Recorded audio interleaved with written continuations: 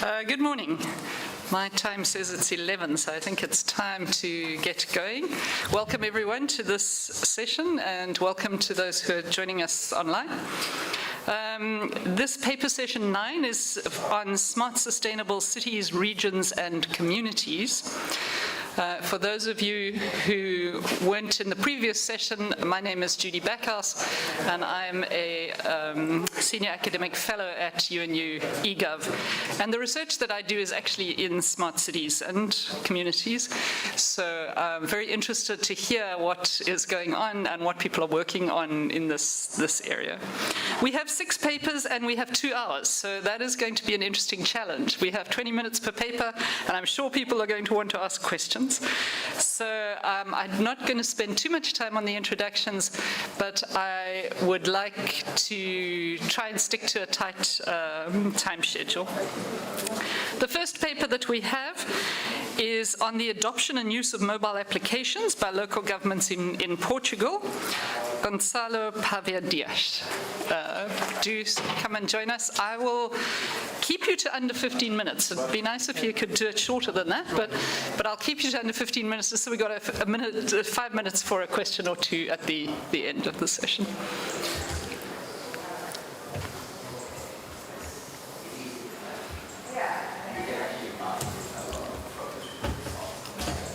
So I think I have to speak here. That's correct. So good morning, everyone. I'm just trying to fit in the 15 minutes. I tried. So as you said, Judy, thank you for the introduction. I will be talking about adoption and use of mobile applications by local governments. And actually, we studied the case of Portugal. And my name is, as you can see, Gonçalo Dias, and I came from University of Aveiro in Portugal. So briefly, because we don't have much time to say something about the context, and actually, when we look at literature about smart cities and mobile applications, we see a wonderful world of many things you can do, things like mobile payments, public transportation, ticketing, location-based services, all those kinds of things.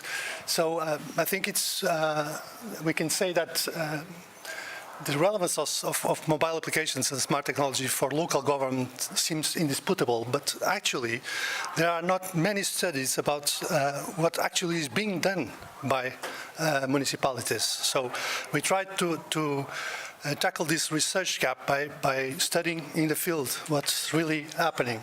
So we address the effective use of smart technologies and mobile applications by local government, and use Portugal to do that, not just because I came from Portugal, but also because we have 308 municipalities, and that's actually a good number because it is sufficiently large, so you can get results, and you can use the entire population and not sample that population. So we really study all 308 municipalities in Portugal. And to the best of our knowledge, this is the first study to address both use and adoption of mobile applications by local governments. Let me say what, when I talk about adoption, means to know which municipalities adopt these applications, so offer these applications or not. And when we talk about use, is for those municipalities that have these applications, what are they doing with them? So these are, besides knowing what's happening, we have these specific research questions, try to identify determinants of mobile application adoption and of mobile application use. So what socio-economic indicators can explain adoption and can explain more use. And then, because also based in the literature, what different dimensions of use, namely just information services or transactional services or participation facilities, for instance, have different determinants. If there are characteristics that differentiate municipalities based on what services they provide, and if there is an hierarchy between these dimensions, because we have observed that for other digital channels like the web and social media, where municipalities tend to have more informational services than transactional services and more transactional services than participation possibilities. So we tried to answer this. We draw three hypotheses. The first one is to try to find if these determinants, so previous experience, demography, socioeconomic dynamism, participation level, political orientation, and political competition were possible determinants of both adoption and use. And these determinants were based in previous literature reviews that identified these determinants as relevant for other channels.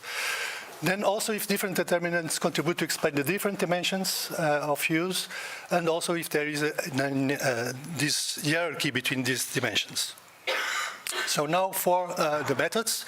So actually what we did, we surveyed all municipalities for applications, official mobile applications they publish, and use their websites to the references to those applications in their websites to identify it. So as I told you, we have 308 municipalities, and we found 146 functional applications that belonging to 122 municipalities. That's about 40% of the municipalities in Portugal. And then we installed those applications in mobile device, mainly iOS and Android, as expected. And then we studied the characteristics and functionalities for those applications that we have identified. We have categorized those functionalities based on the observations. So we made a categorization process depending on what we found there in those applications. The fieldwork was done between 28 October and 11 November 2020. And this was done by groups of students as a part of an assignment for a digital course I'm running in the University of Aveiro. And then the observations of each group were cross-verified by another group. So we changed data so they could validate it. And when there was differences, I personally went to observe and solve those discrepancies. So now for secondary data, we use these indicators that you can see there. So for size, experience, demography, dynamism, participation, and competition, just a note to say that because size and demography have exponential distributions, we linearized those distributions so we could do some of the statistical analysis. And you can get the sources and the years for reference, and what actually were the indicators that we have used. And then we did a set of statistical tests on this data. I'm going to briefly state them. So t-tests, binomial logistic regression for the analysis of adoption, and then for use, descriptive statistical analysis, multiple linear regression, and we also did cluster analysis and ANOVA analysis to try to detect differences between the clusters. So I will go in the results now. So for determinants of adoption, as you can see there, I'm not sure this, yeah. So we have 122 adopters and 186 non-adopters. And then we perform a set of t-tests to understand if there were statistical significant mean differences between the two groups for each of the independent variables. As you can see, the only one that was statistically significant with a p-value, low p-value, was previous experience. So those municipalities that had previous experience, for instance, in delivering good services online, had better results. But that was the only one that was significant, and actually doesn't explain much of the phenomenon. Because we then run a logistic regression, and he only classifies 10.7% of the cases well. So it's not a very good predictor of the results. But anyway, it is significant. And this is quite a difference for other channels, because other channels you can really prove that those determinants are significant. And then for the offered functionalities, and actually what we are assessing statistically here is the number of functionalities that are offered according to the categorization we performed. And then for 3 dimensions, information services, that means transactional services and participation. And as you can see, there's a big difference. So you see 40% of the municipalities are offering these applications. 38% of them, of the whole municipalities have informational services, but then you see the percentages are lower when you're talking about transactional services or participation functionalities. So almost all adopting municipalities offer information, but the same is not true for services and participation. And then you can see that purely informational services are much more common than other services. As you can see, the median there, 9.5, and then 7 for information, 2 and 2 for services and participation. So it's much less common. So now determinants of use, or more precisely, determinants of the number of functionalities offered. We run 2 models, one model with all the possible determinants, and the second one with only the significant determinants in the first model. And as you can see, size and demography are the ones that are statistically significant. And this is not a surprise, because we know that size of the municipality is the most important determinant for the other channels of digital government provision. So size and demography are good predictors of use, but also they explain only about 13% of the variance. So we came to the conclusion that hypothesis 1 was only partially validated, because some of the variables are valid determinants, but not all of them. Okay, so it seems there's a difference here. And of course, now for the results of the clustering analysis, and you can see the clusters here, 3 clusters, the number of municipalities in each cluster. And then we have here the cluster centers. You see, a group of municipalities, the first cluster, they only have a few information services as a mean. And then you have a second group that has more information services, but only few services and participation. And they have a third cluster that actually has a bigger number of services overall, but then they have more services there, and even so, a few participation offers. So from this we can derive that there is a hierarchy between these dimensions. So information is more important than services, and services is more important than participation. So hypothesis 3 was also validated. But when you use variables, we then perform an ANOVA analysis to know if there are statistical differences between these clusters for the dependent variables, and actually we couldn't find them. So hypothesis 2 was actually not validated. So I think my time is probably running out, and just going to the conclusions. So there are differences between determinants of adoption and determinants of use. So the reasons why the municipalities are providing these applications are not explained, the determinants that explain that are not the same that then explain the use. And we also observed that for instance, social media. We see that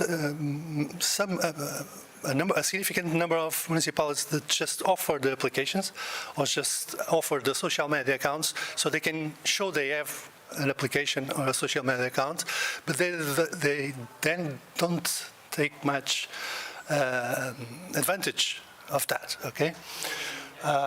Also, there are differences between determinants of use of mobile applications and of other e-government channels. So we have still to explain that. We are not sure why, but we could observe that difference.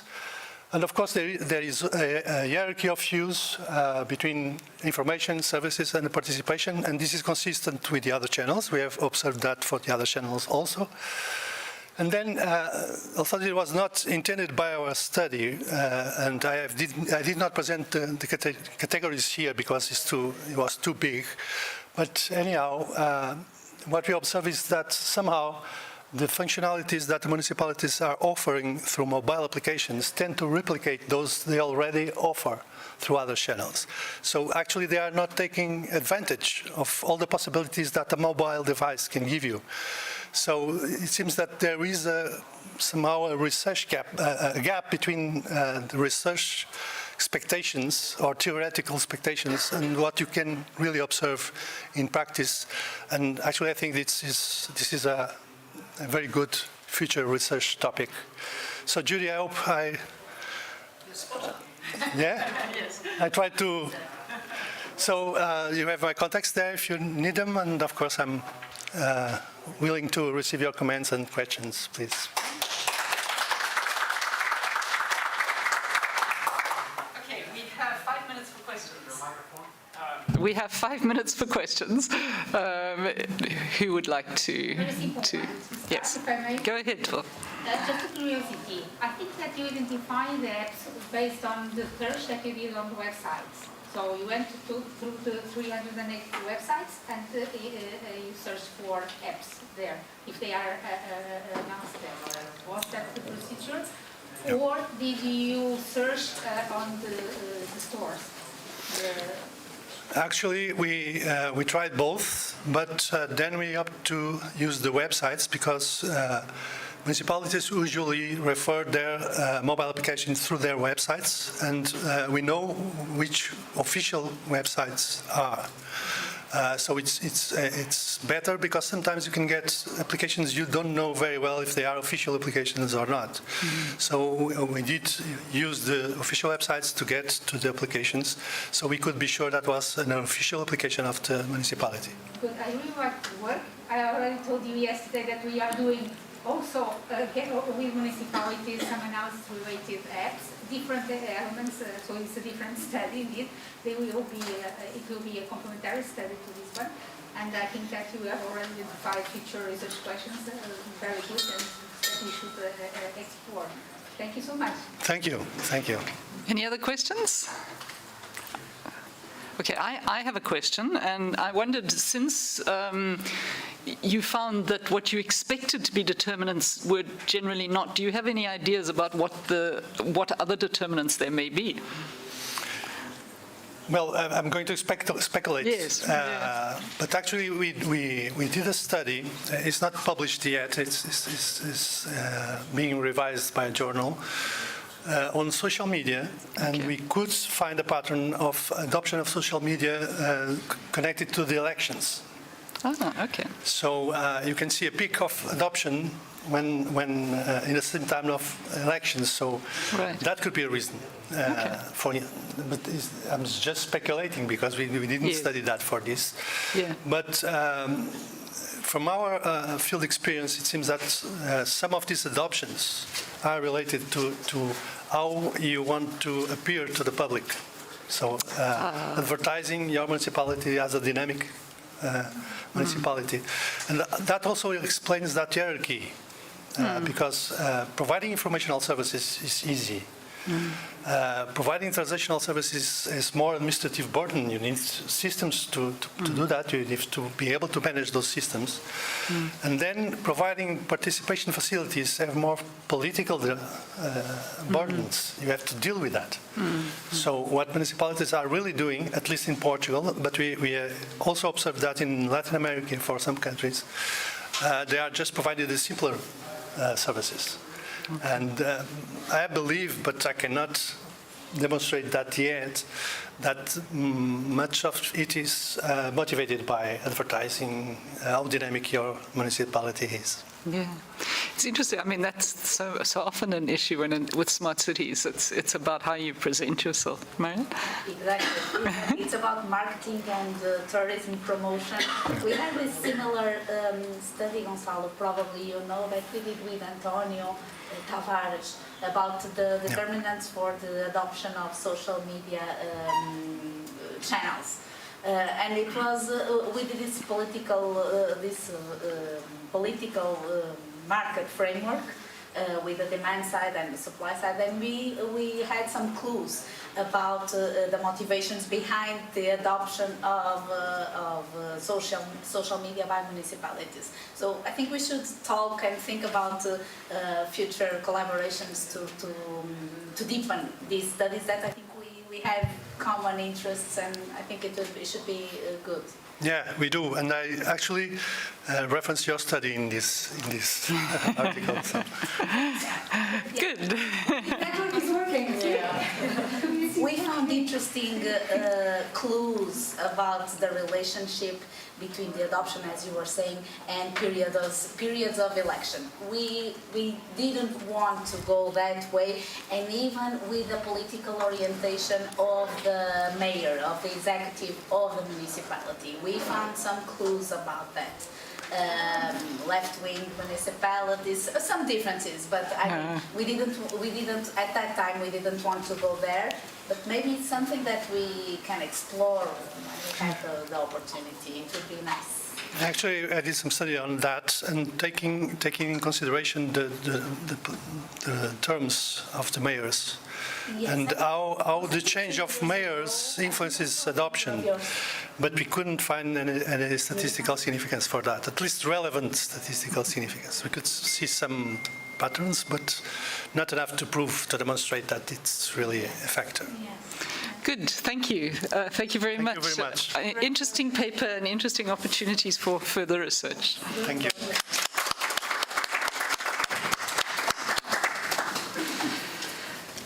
Just give me 1 second to bring the mic. Okay, our second speaker, and we are looking at digital mobility platforms. But what is interesting about this is a conception of a digital mobility platform for citizens in rural areas. And so often we hear about cities, and we tag on the cities and communities, but there's not so much work done in the communities that are not cities. So I'm very interested to hear what Vera has to say. This is Vera Spitzer, the first author of the paper.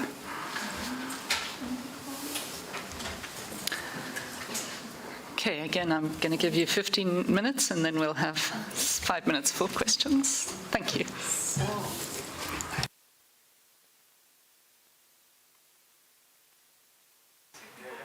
Yeah, it's on. Okay, hello everyone.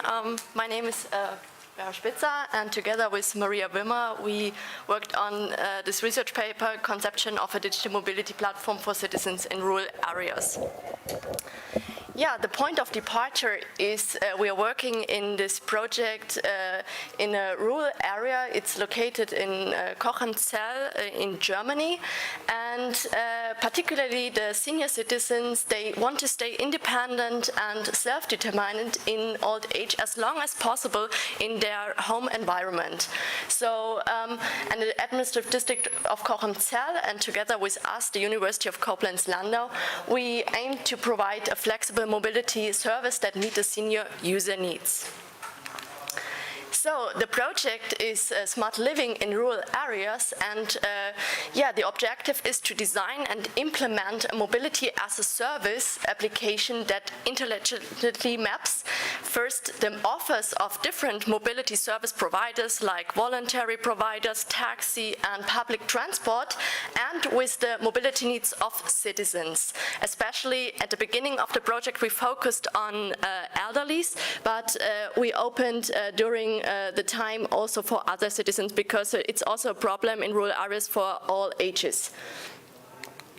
So we focus also to different foundations. First of all, the mobility applications. So if you look into smart cities, the people want to stay very flexible how to book a transportation from every destination. So we use mobility applications, and especially mobility as a service, to book flexible different mobility providers, to have all information in one application, and also to be very flexible in booking.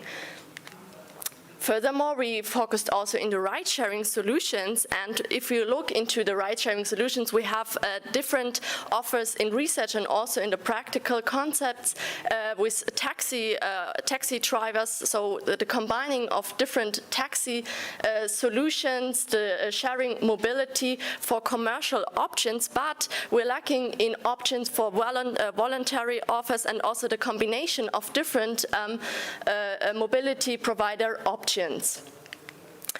Especially, we focused also here in this context of the research on voluntary service. So if we look into the rural areas, we need the community help for to provide mobility services, and that's why we used also the co-creation approach to integrate and to involve the stakeholders directly at the beginning of the application development, so that volunteers and the elderly could provide together the needs for the mobility application.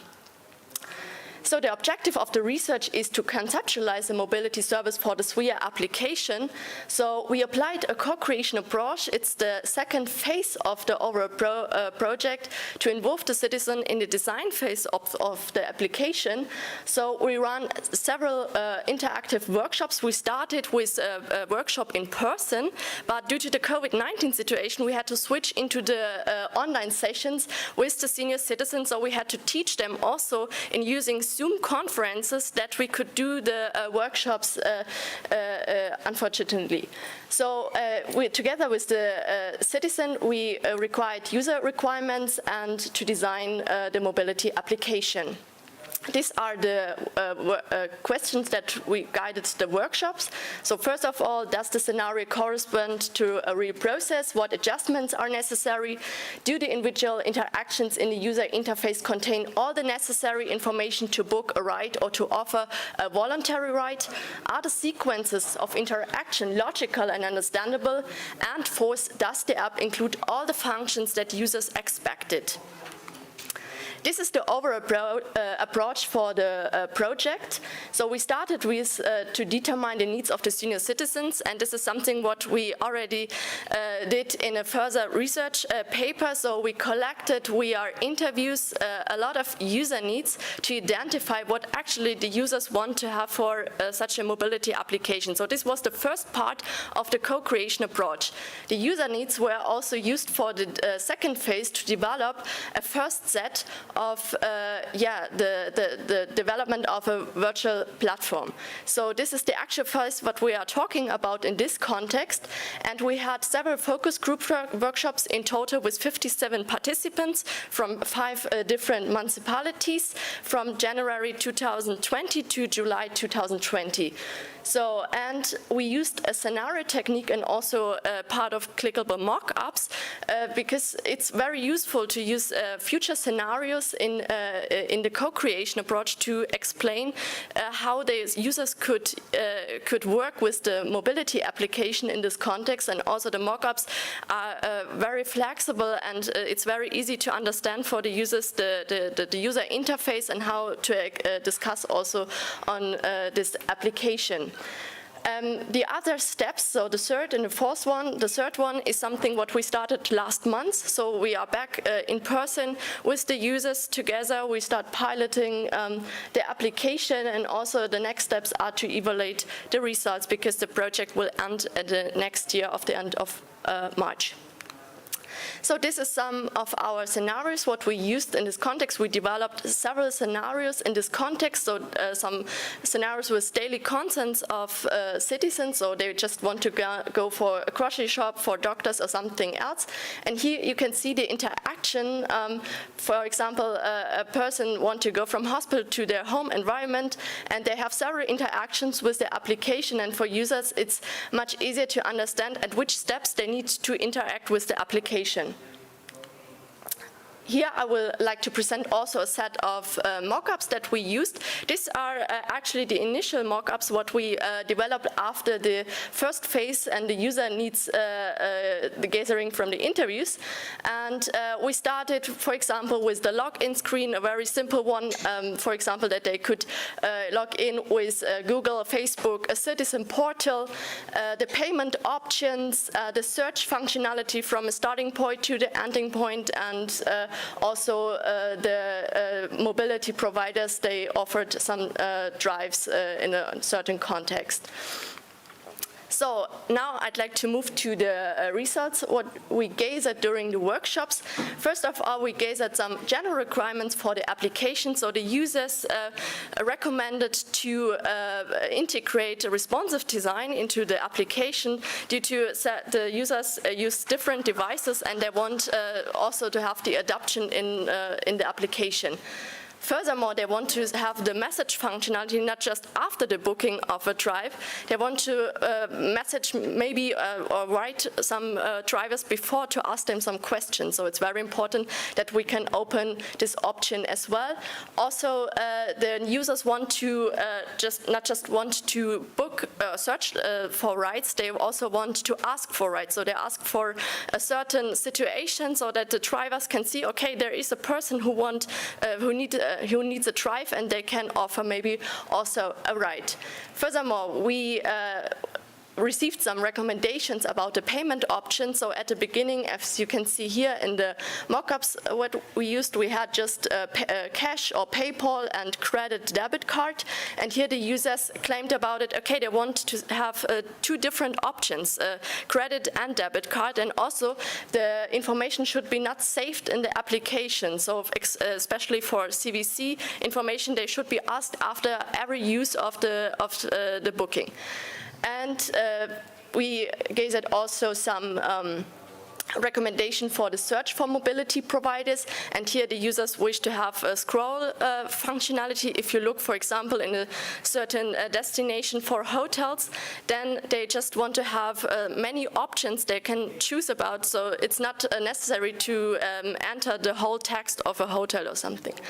And furthermore, they want to see also, or they want to have the option to choose how many seats are available in the car. For example, it's very misunderstanding if a family van is offered and the users, they're thinking about, okay, there are 4, 5, 6 seats left, but maybe the driver has also some family members and there's just 1 seat left. So the users want to see how many seats are left in this ride. And furthermore, they want to choose also, if they book together for other family members, they want to see, they want to choose also if they can book for 1, 2, or 3 person. Also, we gathered some results for the booking ride offers, and in this context also the people want to see some more details about the drivers, so not just a name, they want to see a picture, because it's we talk about rural areas and they just want to drive with strangers.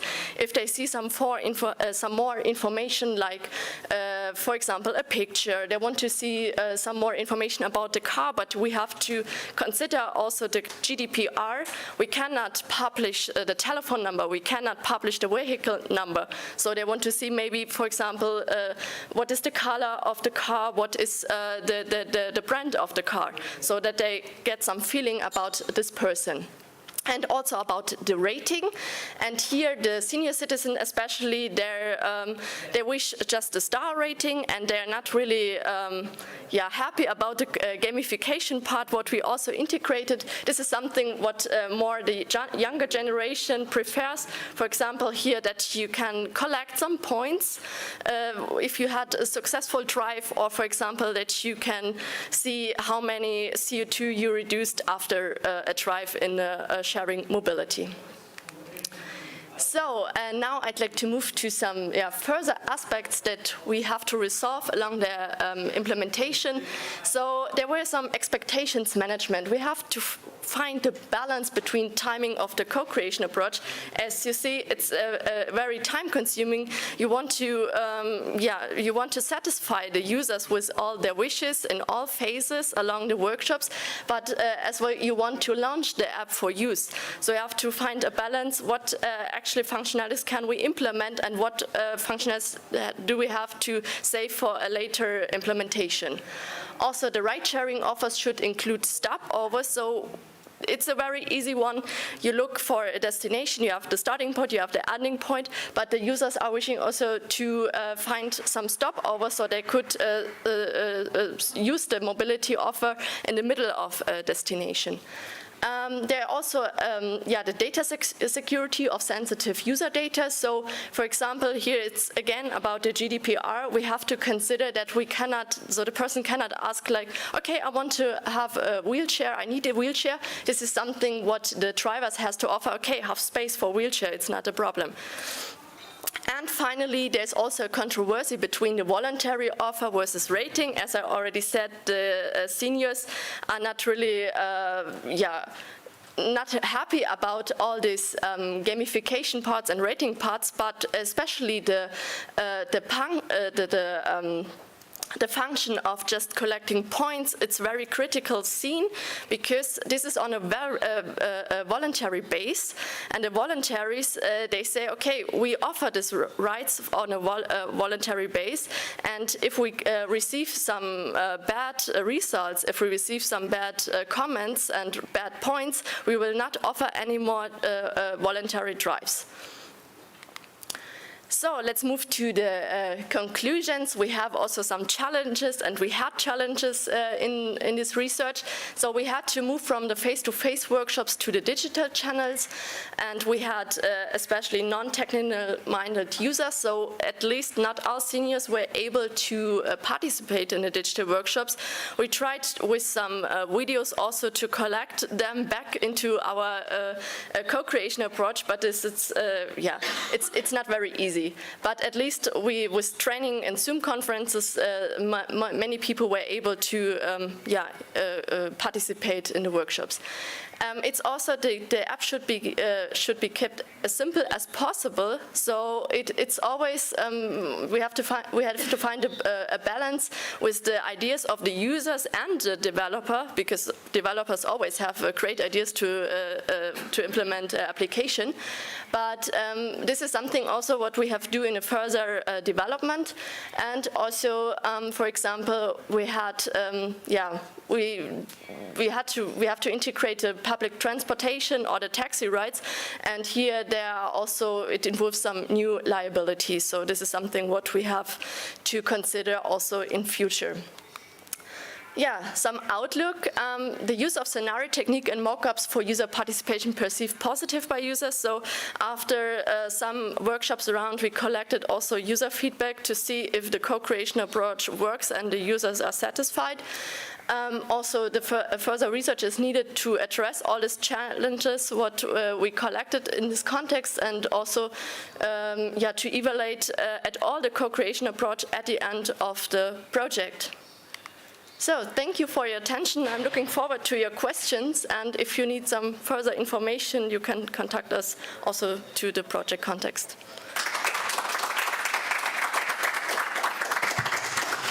Thank you. That was also perfectly on time, 15 minutes exactly.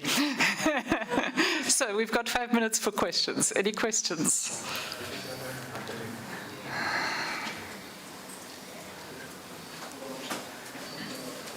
So perhaps I can start out by asking if you've got any thoughts about the evaluation of what you're doing for the future. You mentioned it on the last slide that you're going to look at the evaluation, or the slide before. Slide before. One of them. No, it was definitely the last one. I think it was this one, yes. The co-creation approach. Yeah. Do you have any ideas about how you're going to evaluate the effectiveness of the app and the work that you've done? Okay, yeah, this is something what we are working now on to develop an approach, also to evaluate the co-creation approach. This is a very important one. So this is something what we are working now on. I think we have to, because all these citizens, they worked from the very beginning, so we had the first contact in 2019. I think we have to develop an oral approach. So from the very beginning, from the interviews until the end, the piloting phase, yeah, how successful the co-creation approach was at the end, and also not just how to use the application. I think we taught also some of the senior citizens how to use ICT at all. Did you get groups of senior citizens together to have discussions and things like that? Sorry. Did you get groups of elderly people together to have groups of discussion? Yes, that's the nice thing of rural areas. You have always a great community, and there are always people. They try to group these seniors. They have also their afternoon cafes where they come together. And in context with this and the events what they have, it was very easy to find these groups and to discuss it with them at all. So they're very interested, and at least they come to these events also to learn about some new of ICT. Other questions? I'm also curious whether you mentioned one sort of conflict. You spoke initially about focusing on the elderly, but then opening it up to more people.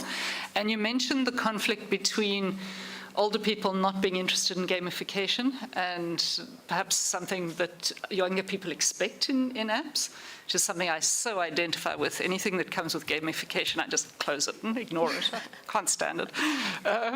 So I wondered if there were other areas where there might be conflict between different types of users. I mean, what springs to mind for me is the issue of visibility. I struggle with apps because I often can't see what's on the screen. It's too small.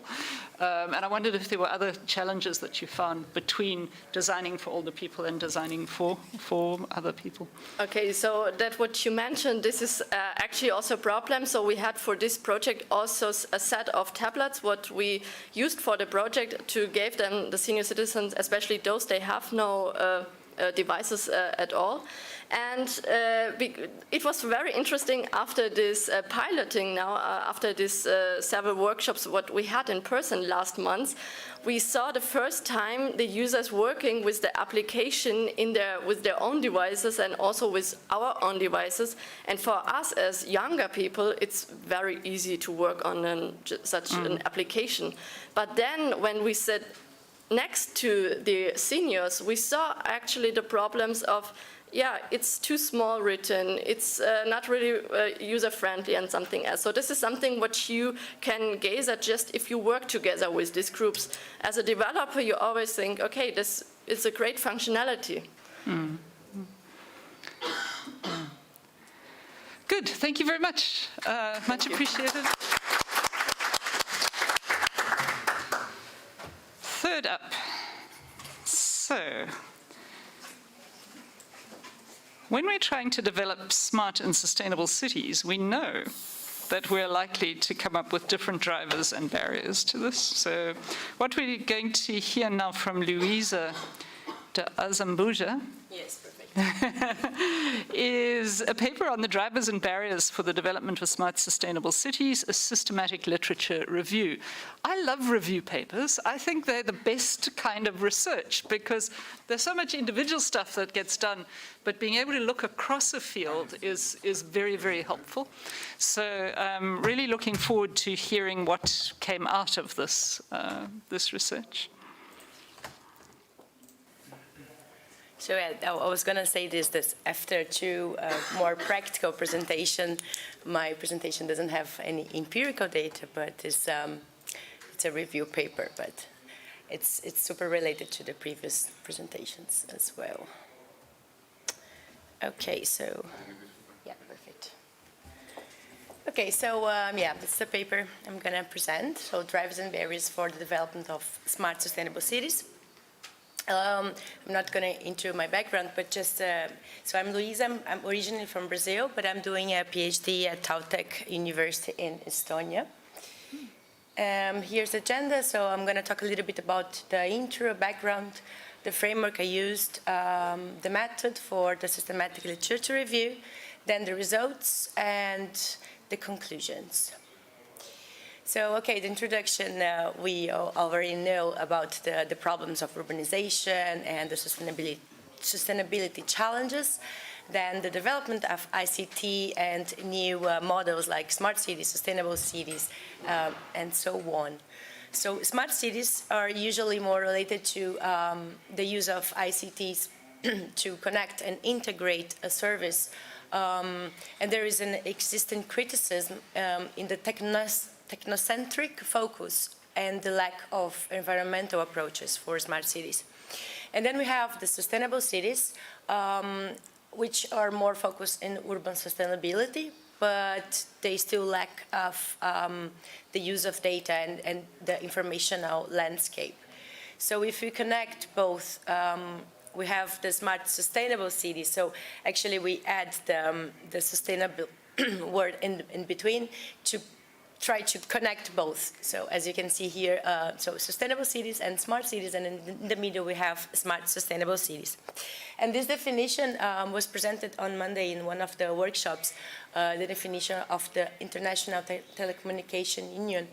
And if you see, like the blue part is more like related to the smart cities definitions that we usually see, and then the green part is more towards the sustainable city definition. So this definition really connects both terms. The research question that I focus on this paper is what are the main enablers and challenges for the development of smart sustainable cities? And I used a framework that I developed last year, and actually I presented in ISCOF last year. I did together with Gabriela Vialli and Robert Creamer, which represent a smart sustainable city as 5 dimensions. So the 3 pillars of sustainability, then the urban infrastructure, and then governance as the top, because governance connect everything. Here is like the characteristics of each dimension. And our definition, so smart sustainable city as a territory. So connecting to the previous presentation that was focusing on our rural areas. So here we bring the territory and not just the cities. Able to balance the 3 pillars, making use of urban infrastructure and having governance on the top, like to connect all dimensions. Now the method, so I did a systematic literature review, which included 169 papers. I used the Prisma and I follow like the 5 steps. So I defined the criteria used to select the literature, then I did the search. I selected the ones, the papers that were related to my topic according to the criteria previously defined. Then I analyzed and I presented the results of the literature review in the format of tables using the framework that I presented before. So basically I identified the drivers and barriers according to the 5 main pillars of a smart sustainable city. Here are the words that I used. So smart sustainable city, like variations of the smart sustainable city, but I used sustainable or sustainability in the key search to be assured that I was going to include the sustainable part as well. Yeah, I'm not going to explain all the steps, but it's on the paper explained how I select the literature, the criteria used, and then in the end there was 169 papers included. So going to the drivers and barriers. So the first, as you can see, like the first pillar, the social aspect of smart sustainable cities. Usually, of course, like the drivers and barriers, they're related to each other. So many times one barrier is the lack of one driver. But here it's super important, the aspect of having participative and engaged citizens, community development, collectivism, volunteering and activities, so also connected to the previous presentation, And social responsibility, this knowledge sharing, informed citizens. So it's really important, this participation part and the information available for the society. And then as barriers, we have the lack of trust, lack of participation, the digital divide, social exclusion, and so on. Then in economic dimension, we have the importance of innovation, urban labs, research and development projects, partnership formation, multi-sector synergies. And as barriers, we have like the short time horizon of investment as one problem. Of course, like the lack of funding and lack of investment is also an issue. Weak public-private partnership. So yeah, competitiveness, so there are like many barriers, and usually they are more related to financial aspects. Then in the environmental dimension, we have as drivers, of course, like in green initiatives, in waste management initiatives, mobility-related initiatives, for example, transport systems like cycling. So the mobility part is really important for development of smart, sustainable cities, and having options like the scooters, like bicycles, even like the path for the citizens, like to walk in the street. Like in some cities, there is not a good side for walking. And then as barriers, we have a lack of holistic approach for environmental sustainability, increasing research consumption, scarcity of resource, inefficient waste management, and then of course like the climate change and other aspects are barriers for development of any city, not just a smart, sustainable city.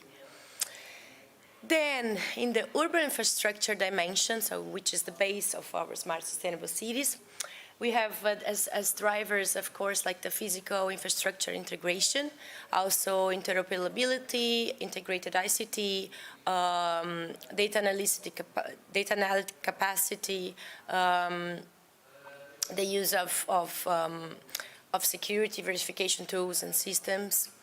And as barriers, the deficit of technological infrastructure, system failures, lack of data integration, complexity of opening and linking data, vendor lock-in, lack of data management, high volume of data. So as we saw in the morning as well, and we're going to see in the afternoon, data is always, it's super important, but on the other hand, the more we collect data, it becomes also a barrier how to deal with the data we are collecting. So they are super connected. And then moving to the governance dimension, and as you can see, there's a lot of aspects here. And of course, like maybe one aspect that I classified as social aspect, it is also part of the governance aspect. And you can see, so it was, I was classifying them according to the dimensions, but the aspects are not just from one dimension. They can be for everything. So for example, the governance drivers like citizen empowerment, bottom-up approaches, so co-creation, the use of key performance indicators, so the monitoring and assessment of the initiatives.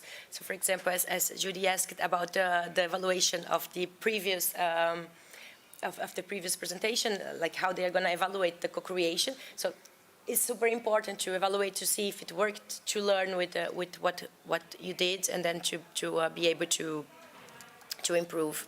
Then stakeholders engagement, internal and external, alignment management of conflicts of interest, and this is also super related to information sharing. So as we can see as barriers, we have the lack of planning and the lack of vision and strategy as one barrier, because if you have a good planning, if you have a good strategy, usually this facilitates that people are in the same page, so they know they have the same expectation. So it's one barrier, but then it can become a driver if you do it. So the lack of knowledge and information sharing, it's a barrier for governance, for the development of initiatives. Then we have lack of engagement opportunities, lack of regulations and legislation, lack of transparency and trust, lack of political will and support. So the political issue is also a problem, and it's related to the lack of long initiatives. So when I talk about smart sustainable cities, I'm talking about something that ideally is going to last long. So it's not, the sustainable here is not just the environmental part, but it's something that will sustain, that will be, that will continue. So lack of data governance, lack of standards to measure. So for example, a driver is to use key performance indicators, but there's a barrier that there's a lack of standards and a lack of measuring a performance. So they are super connected. And so the conclusions. So to answer what are the main enablers and challenges for the development of smart sustainable cities, I identified 57 drivers and 63 barriers. The list of drivers and barriers and the references of each one are in the paper, like in the appendix. You can see all the references that mention each one of them. As I mentioned before, like some challenges correspond exactly to the lack of enabler. So for example, information and sharing can be a driver, but the lack of information sharing results in conflict of interest, which is a barrier. The results of this study emphasize the importance of governance for the development of smart sustainable cities. 94% of the papers mentioned at least one governance driver or barrier, which were mentioned, like 62% mentioned drivers and 60% mentioned barriers. Then, to be called a smart sustainable city, the city should govern the relation with various stakeholders, ensuring the balance of the three pillars, supporting green initiative, using ICT in coordination with the smart sustainable city governance, which is governing with a focus on citizens, making use of ICT to collect, integrate, and analyze the data with multi-stakeholders and collaborative approaches. Here, another important aspect, it's about political instability. So as I mentioned before, it's to have like long-term initiatives, you need to think how to have initiatives that are not directly related to one specific party or one specific person in power. Okay, here's just like what I already mentioned about the importance of governance, and then if we consider the number of factors and references, it was governance and then urban infrastructure, environment, social and economic. And then further studies, it's important to try to analyze the causal relation between the drivers and barriers and between the dimensions, and of course, like try to investigate how to avoid and overcome the barriers. So initiatives that are related to the aspects that were identified. So that was it. I was speeding because there are like a lot of aspects, and was afraid of talking more than 15 minutes. No, you've also managed to conclude in exactly 15 minutes. Well done. Perfect. Very good at this. Thank you. Are there any questions for Louisa? Yes. Thank you, Louisa, for the presentation. Thank you. I have a comment and then one or two questions. Go ahead. If that's okay. Yes. I'll try to be fast. First comment is because I previously performed also a systematic literature review, not actually in smart cities, but in local government development. Mm-hmm. And it's actually published in online information review journal. I can give you the paper if you want. And it's really interesting because some of the aspects are the same. Not all of them. Don't have so many drivers and barriers, but actually there are some interesting connections. I wonder if we are looking really at the capacity of being innovative, and not when we see these different aspects. Because I think there are a few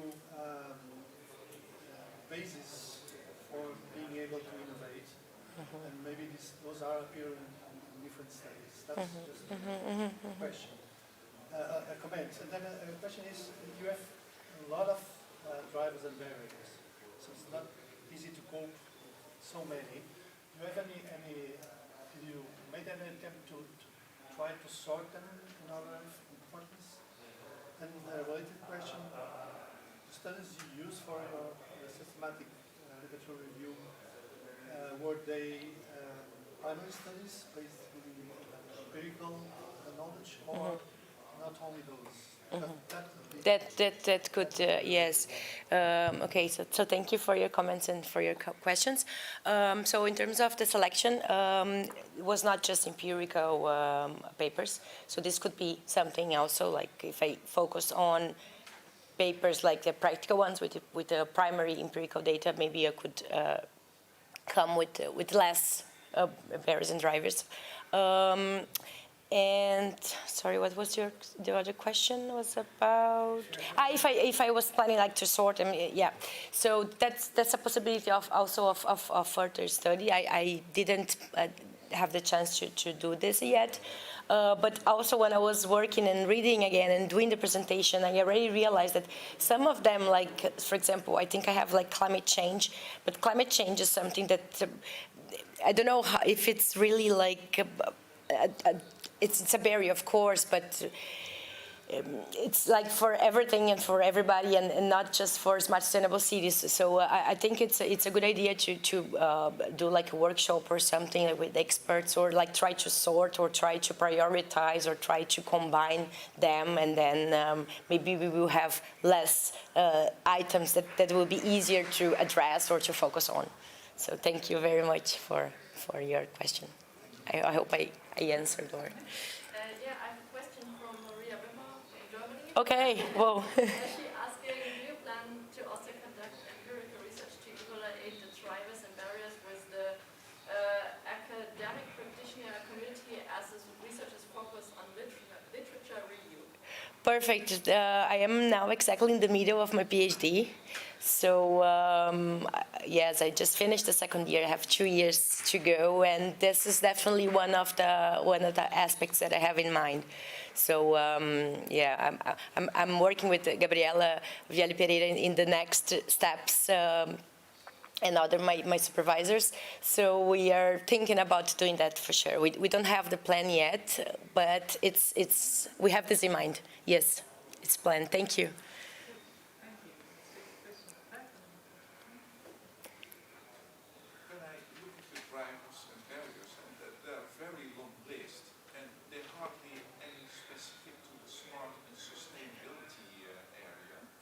So, what do you think of the literature? Because when I listen to you, I have the feeling that literature is quite swallow, high level, hardly any research. I doubt if there are many research papers in it. So, can you reflect on that? Yes, that's a good point. I don't know. I remember I had that.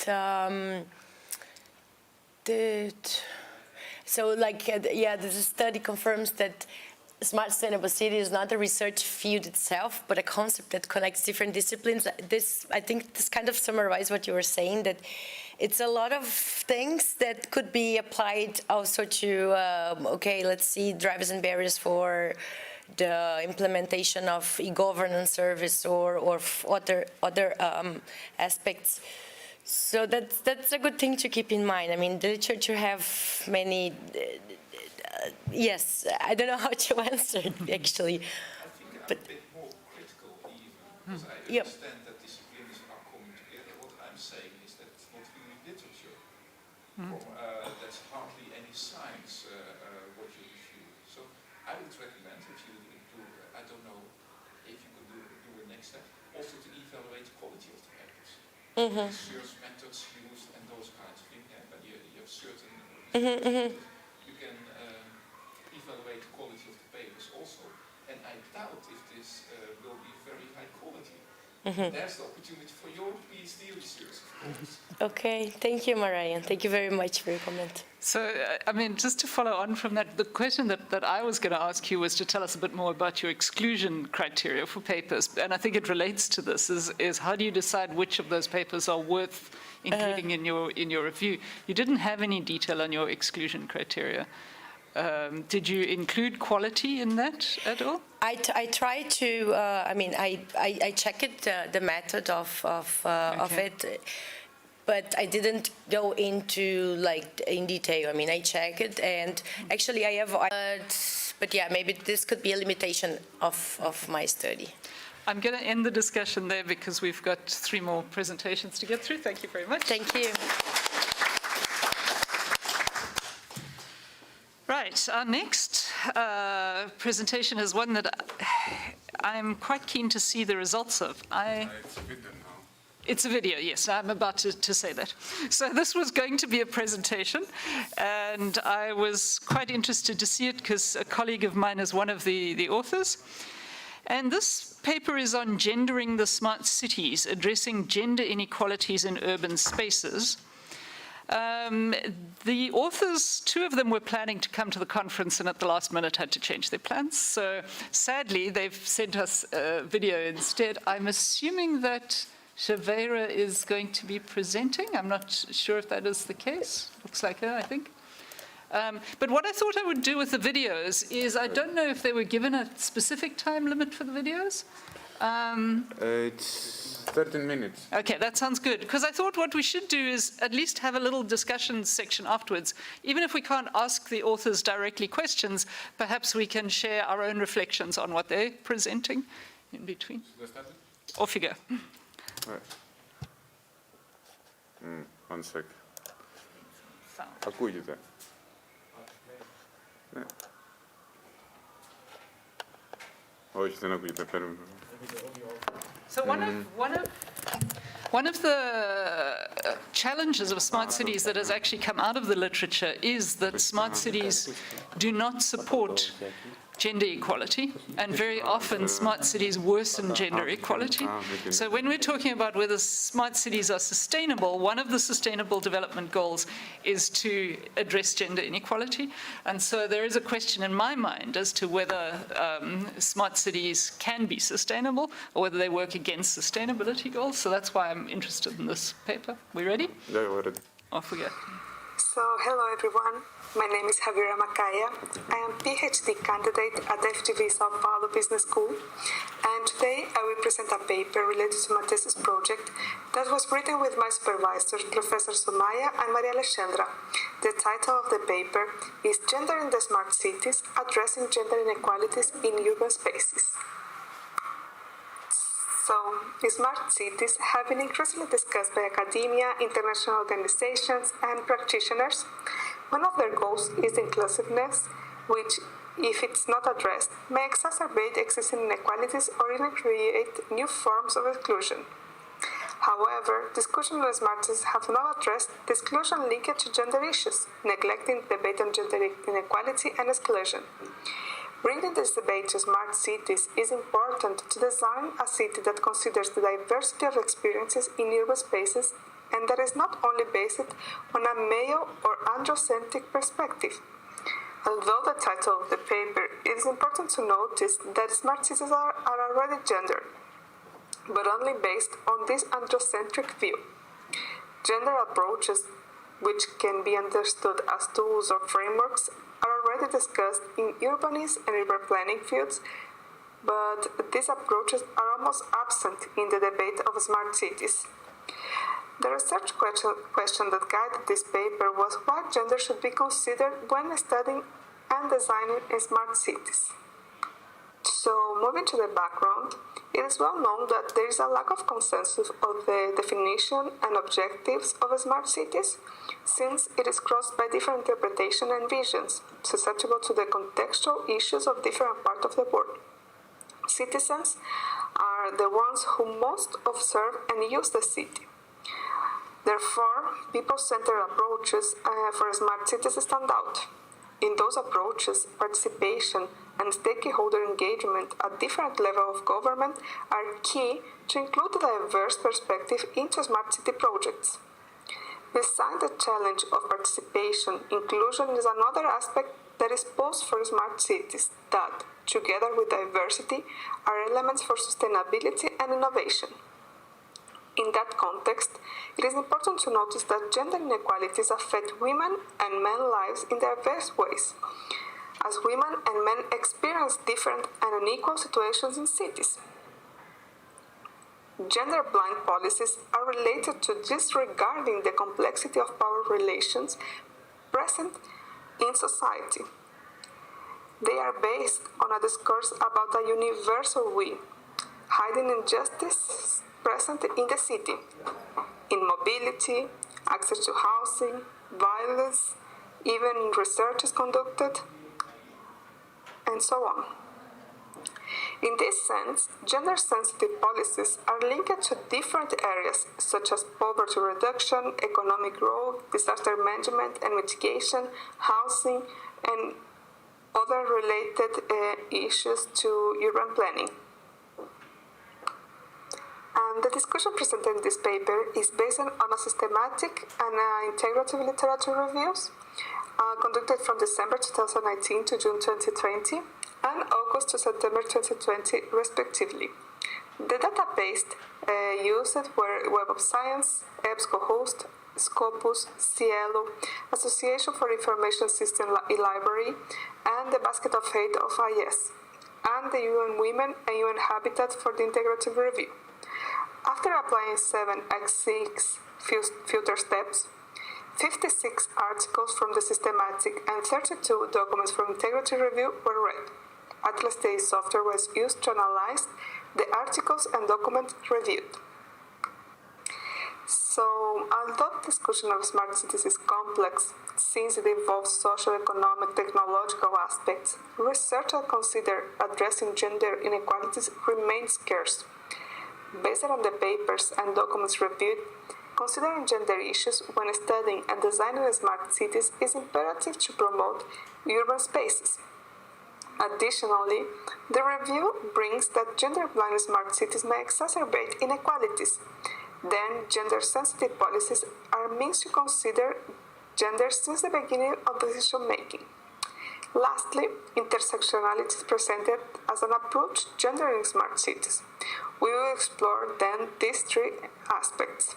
So, addressing the gender issues, gender-blind smart cities that exacerbate inequalities, and intersectionality.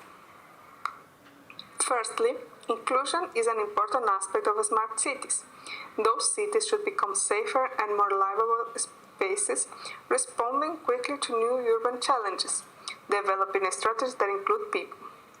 This aspect review the role that social and environmental issues play in smart city initiatives, since, by including them as objectives, they recognize that prosperity of cities will not automatically result in the reduction of urban inequalities. While technologies are seen as major drivers of inclusion in smart cities, especially of vulnerable groups, it is essential to recognize and understand their limitations, noting which groups may not benefit or be disproportionately affected. To this end, promoting digital inclusion and access to information and communication technologies is important to enable the smart cities to be truly inclusive and to avoid increasing the digital divide in society. The possibilities of exacerbating inequalities should be considered when implementing technology-based policies. Specifically, on gender, Georgia Nesty states that elements that compose widely known definition of smart cities can negatively affect gender equality. They might integrate perspective of marginalized groups, including children, the elderly, women in vulnerable situations, and people with disabilities, for example, in the planning process. And this would ensure that cities are safer and more responsible to their needs, while reducing inequalities between women and men. Cities can only be considered smart if they are safe, gender responsive, and gender equitable spaces. In this slide, I bring the second aspect addressed in the paper, gender-blind smart cities may exacerbate inequalities, then gender-sensitive policies are means to consider gender since the beginning of decision-making. Gender-blind approaches in urban public policies are present in the universal man for whom cities are designed. However, the way cities are lived, experienced, and perceived is related to each individual's identity factors. For this reason, policies based on gender-sensitive approaches potentially address urban problems based on the diversity of its population. Considering that city planning influences, shapes, and impacts the daily lives of men and women differently, it is necessary that urban infrastructure be developed based on gender parameters. In smart cities, gender sensitivity should be present in the logic of public policy formulation and decision-making about urban spaces, with budgetary provision to guarantee resource allocation.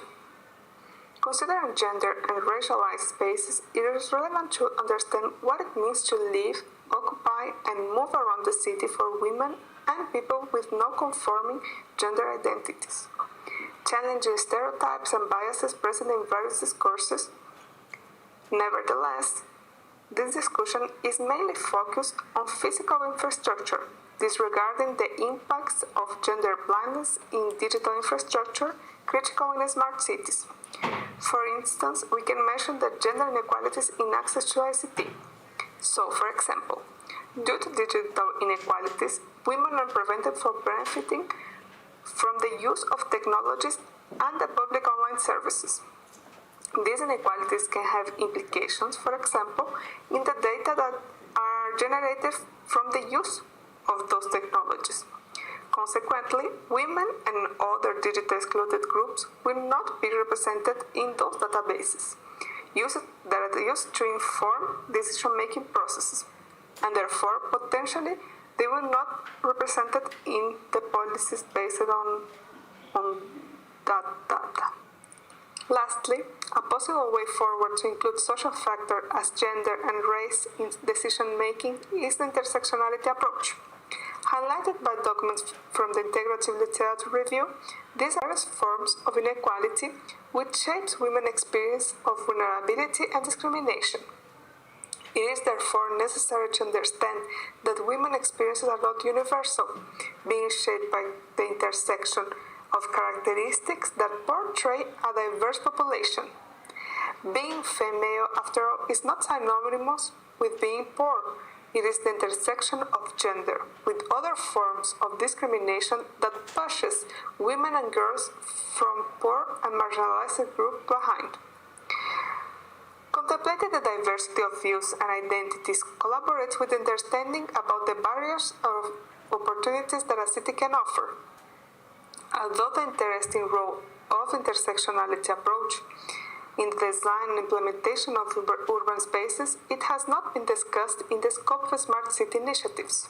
This approach can play an important role in addressing the various forms of inequalities in smart city initiatives by including, but not limited to, gender, race, sexuality, and disability aspects.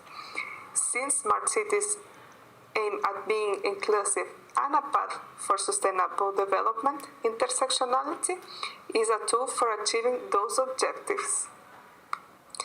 So, this paper aims to explore why gender should be considered in the study and design of smart cities. And while there are a few papers and documents that address the question of gender and smart cities together, other knowledge areas have addressed the debate that incorporates gender-sensitive analysis when thinking about urban spaces. Considering gender in the debate of smart cities is important because power relations present in society integrate gender as one of the social factors. Both technology and cities in the urban are circumscribed in relation to gender, adopting and representing them since their design. Thus, gender-blind approaches have been widely implemented, which disregard how gender characterizes the experience of women, girls, men, and boys. By being gender-blind, smart cities can potentially exacerbate inequality and negatively impact inclusiveness, one of the goals of such initiatives. gender-blind sensitive approaches should be integrated in different stages of smart city initiatives. They allow analyzing their effects on women and men's experiences for urban spaces and their impacts in relation to gender inequalities.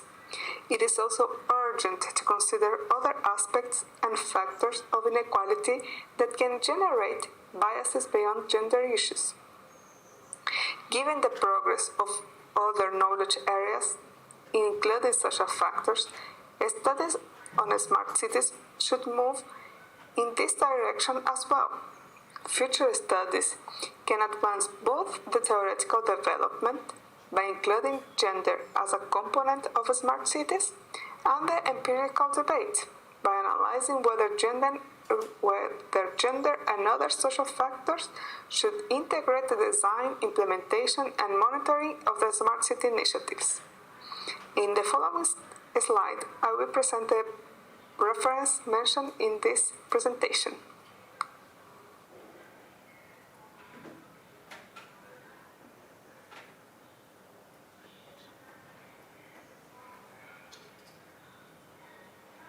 So here you have my email in case you want to contact me.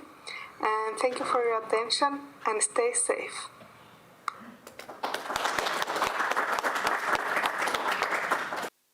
So while the technicians switch us across to the next video, does anyone have any comments or thoughts that they want to share on this presentation?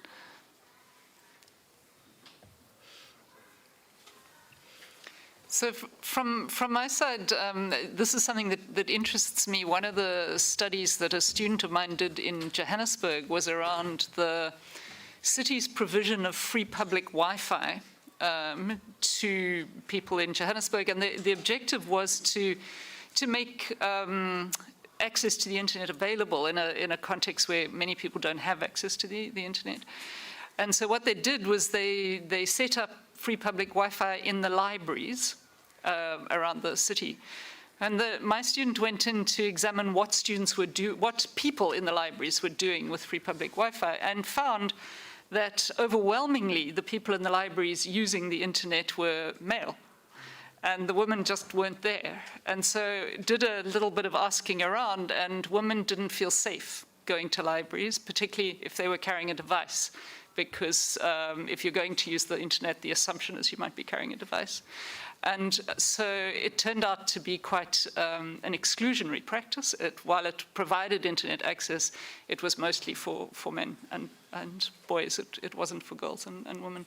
But I was wondering, perhaps in some of the papers that we looked at before, I mean, it was Vera, your paper around the process of engaging, and I was just thinking perhaps a process of engaging that you've described might have surfaced that concern and then enabled the city to come up with a solution that better addressed the needs of women.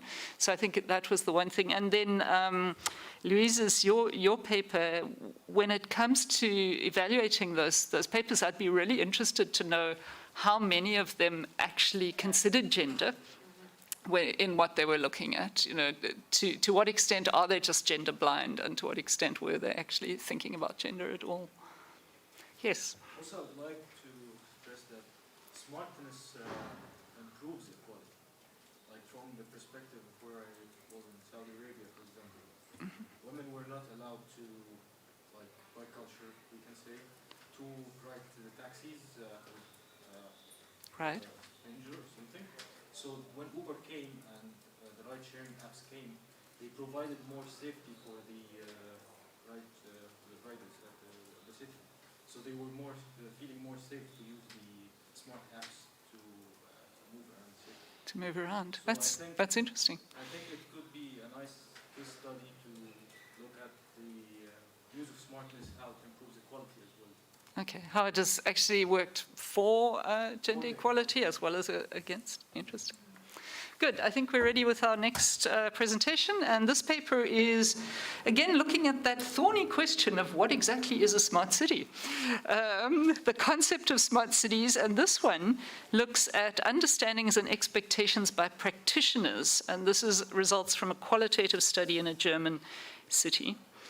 So let's go ahead with that. Hello and welcome to our presentation on smart cities, practitioners' understanding and expectations. My name is Maria Wimmer. I'm from the University of Koblenz-Landau. I'm professor for electronic government, and together with Roman Antushin, we're providing you some insights in a qualitative study we have conducted in the city of Koblenz to understand what practitioners interpret with the smart cities concept and what expectations they have. The agenda is structured as follows. Roman Antushin will take over. He will guide you first through a review of the definitions and concepts of smart city from academic literature. Then he will provide you with some motivation for the empirical research conducted, and he will introduce you to the research design, including the research questions. And he will finally present you the findings, the insights from the qualitative empirical research in the city of Koblenz. And I will then take over and conclude with some lessons learned and further research needs identified from the research. Now, floor is yours, Roman. Thank you, Maria. The term smart city itself has evolved over more than 2 decades as a concept for modernizing urban areas. In this process, advances in digital technologies such as Internet of Things, big data analytics, and artificial intelligence contribute to the speed and scope of concept development. These continuous progresses ultimately lead to the emergence of heterogeneity in understanding of the concept. So a literature review revealed these differences in the conceptualization of the term, despite already existing standardization efforts such as the ISO standard 37122 or the ITU's EU4SSC initiative. At the same time, current understanding and definitions tend to be abstract and do not fully reflect the understanding that practitioners may have at the operational level, which finally motivated us to explore this challenge more intensively. However, before we move deeper into this topic, I would like to briefly present the results of the baseline literature review, which reveals 3 main approaches to define the term smart city. The first approach uses spheres of life to determine content. For example, Ojo et al. They identify 8 primary domains, which are economy, environment, energy, people, and so on. In contrast, a second approach focuses on potential objectives. For example, Caraglio et al. Mention sustainable economic growth and high quality of life as potential objectives of a smart city in this context. The third approach, proposed by, for example, Gil Garcia et al., provides a conceptual framework with core elements such as technology and data, physical environment, society and government, and also their forms or stages of development. Moreover, there is a number of scientific works representing hybrids of the 3 basic approaches by including several aspects in a definition or analysis. Ultimately, these understandings result in concepts or frameworks that are suitable for describing and further evaluating individual aspects of a smart city from a particular perspective. These concepts and frameworks can also be organized based on their similarities or dissimilarities. The literature review has shown that most definitions and views of a smart city are, at least partially, consistent with 3 of these complementary concepts by describing the same aspects of a smart city. The first concept is proposed by Giffinger et al., who lists 6 dimensions of smart city, which are smart economy, smart people, smart governance, smart mobility, smart environment, and smart living. In other words, the dimensions here represent fields of application in a smart city. In another concept, by Name and Pardo, they look at the factors that influence or determine the development. They categorize them according to technology factors, institutional factors, and human factors. A totally different approach, on the other hand, is taken by Tsugiaris, who applies a kind of hierarchy, development stages or layers, to describe a smart city concept and to address various social, economic, political, technical challenges. The layers go from the city as layer 0 to green city, networking, instrumentation, open integration, application, to the last layer, the innovation layer. Consequently, also here, the heterogeneity in the understanding of the term becomes apparent. To summarize these and other findings from the literature definitions and perspectives have in common that they describe development concepts for sustainable, progressive urban growth with aim to reduce urban challenges.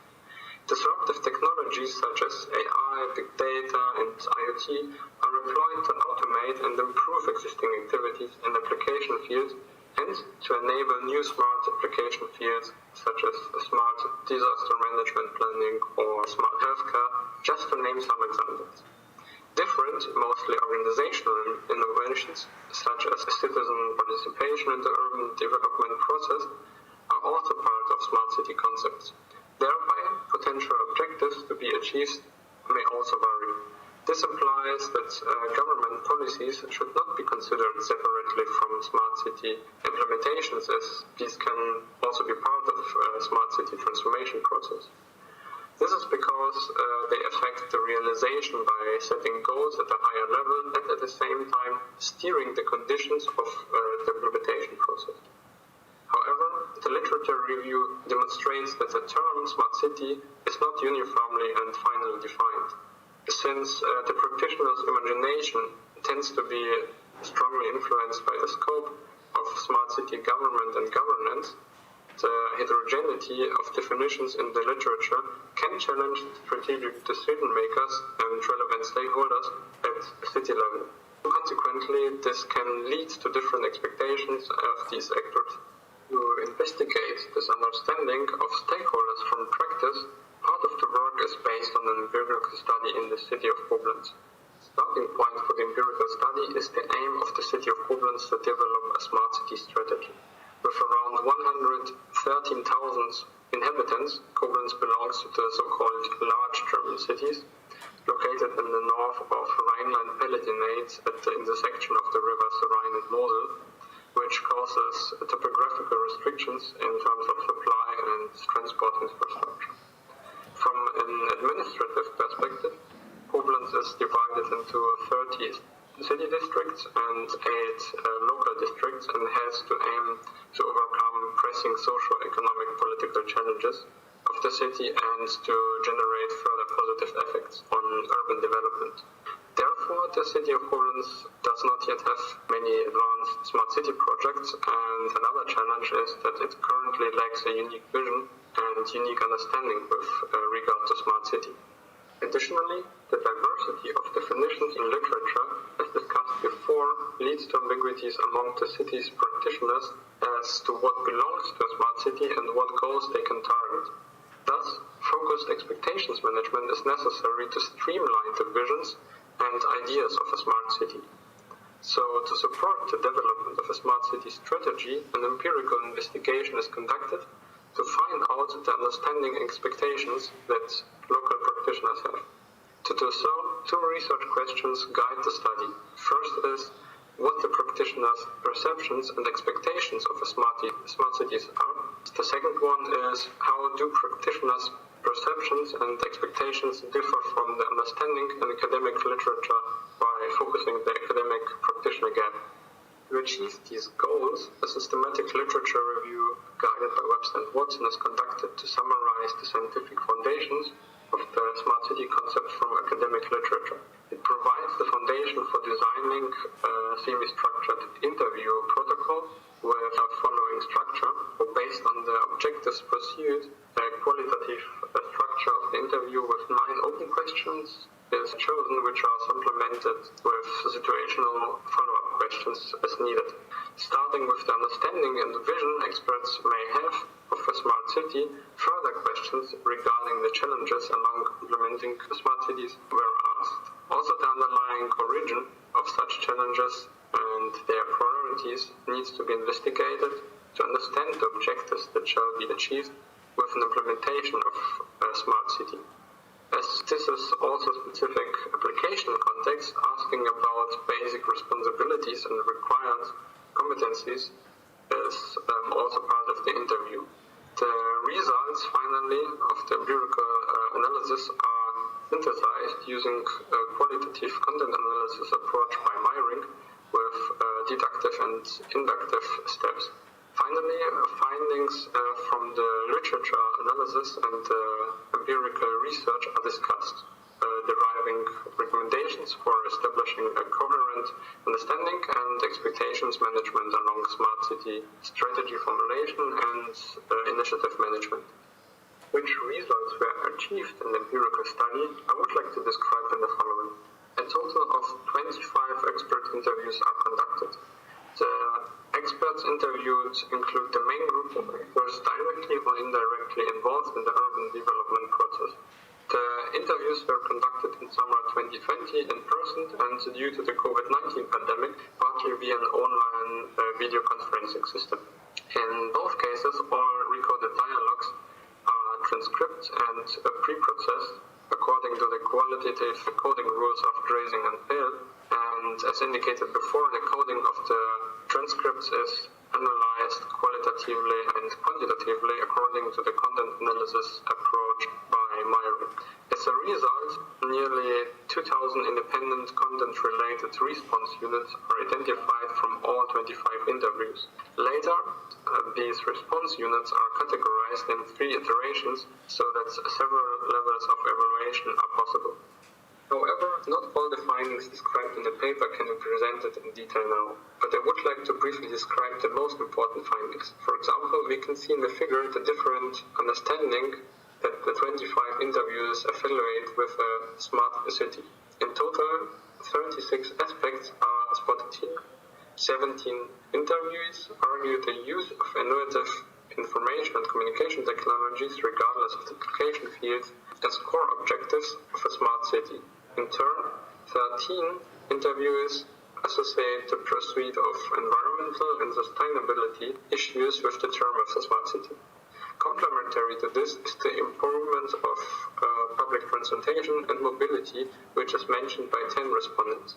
Since the city of Koblenz is an important place for work, leisure and education for commuters, the inclusion of the region and the concept development for mobility is emphasized as well. With regard to the biggest challenges to transform the city of Koblenz to a smart city, 21 respondents named a shortage of resources, referring to all forms of resources that are required for the conception and especially the implementation of a smart city. Accordingly, this challenge includes the lack of the provision and availability of human, knowledge-based and especially financial resources. The figure also shows that in addition to the shortage of resources, the willingness to change is perceived as a significant challenge. Among other things, this relates to citizens' fear with regards to issues such as data protection, access to services, and the displacement of the existing solutions. Consequently, the willingness to use decreases with the degree of uncertainty. The interviews also revealed rigid and bureaucratic structures in city administration as a potential challenge concerning the willingness to change, while practitioners argue this to be interconnected with the lack of willingness to network and cooperate, which inhibits the demand-oriented development of smart city elements and thus again negatively influences the overall effectiveness of a smart city concept. To countercount this, need to create awareness of problems and possible solutions is extracted, which, among other things, justifies the often needed and at the same time challenging conversion of traditional non-digital procedures. Also, other aspects were identified in the interviews that previously noted address the origins of the challenges, responsibilities, required competencies, and which indicate a consideration undercurrent in the literature. However, due to the scope, these cannot be detailed in this presentation. So, thank you very much, Roman, for providing us the insights into the empirical research. Let's come to the conclusions now. First of all, we have seen that there is an academic practitioner gap. We have put forward different understandings of the concept of smart city in the academic literature. Different authors put different focus in the understanding, in the research. On the other hand, from our empirical research, we identified different perceptions and expectations of the practitioners, and there is need for closing this academic practitioner gap by supporting the practitioner community also in building up a profound understanding for developing their smart city solutions further. We also identified further research needs in terms of the potential objectives and the strands of investments that the smart cities and smart regions shall take. There's a need for guidance and also subordinate categories of what really smart cities comprise.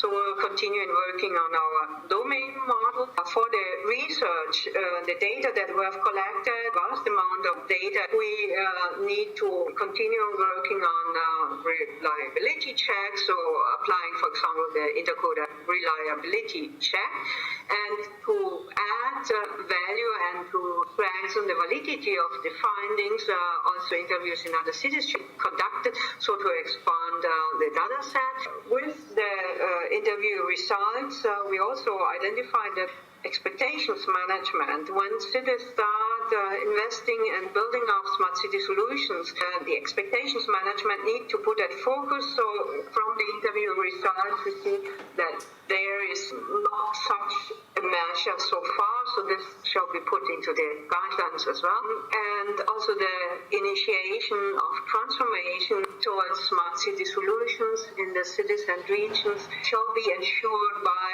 appropriate framework conditions and by the adaptation of the political alignment. And this is further particularly practitioner-oriented activities and underlying conditions to ensure that smart city solutions will be picked up and accepted within the city. So this is what we wanted to present you about our research. We hope that it was interesting to you as well. Research continues to close this academic practitioner gap. Thank you very much for your attention. We look forward to your questions.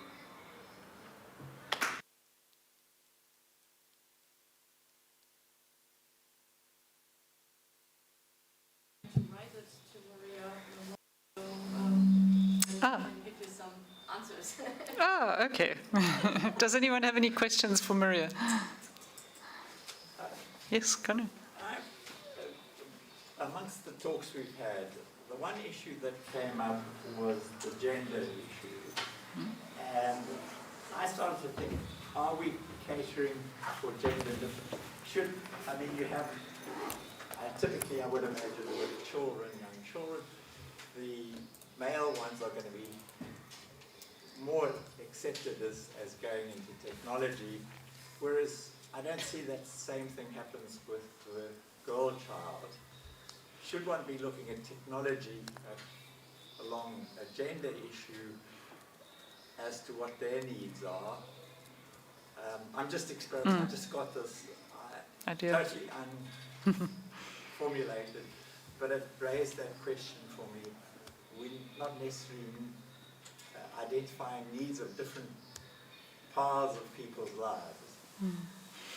I mean, I think what you're highlighting is that this study is about diverging understandings and expectations.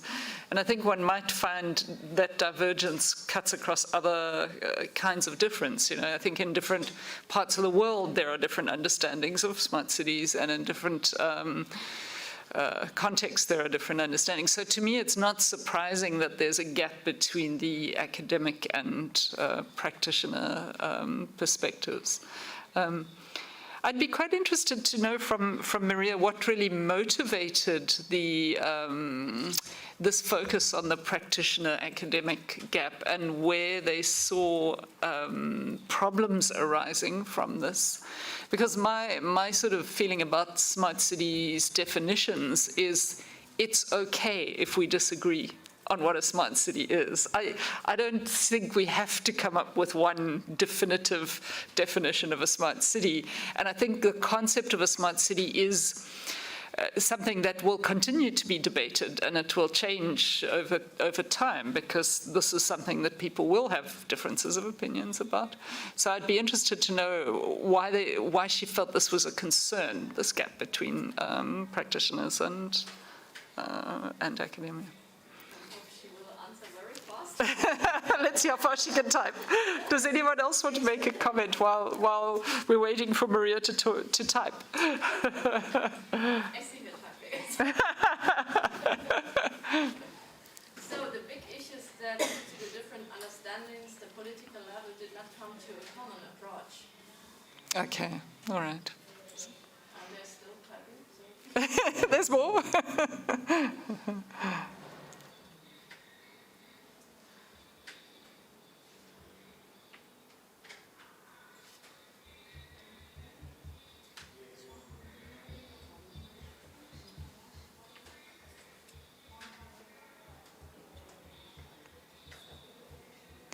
Anything else anyone wants to add? Should be on time, yeah. So the City Council did not agree on priorities.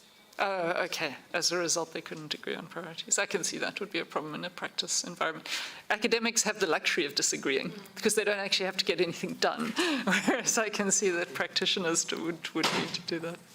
Right, we have one more presentation, and this is around ICT governance, which we have seen the governance aspect is very important in smart cities.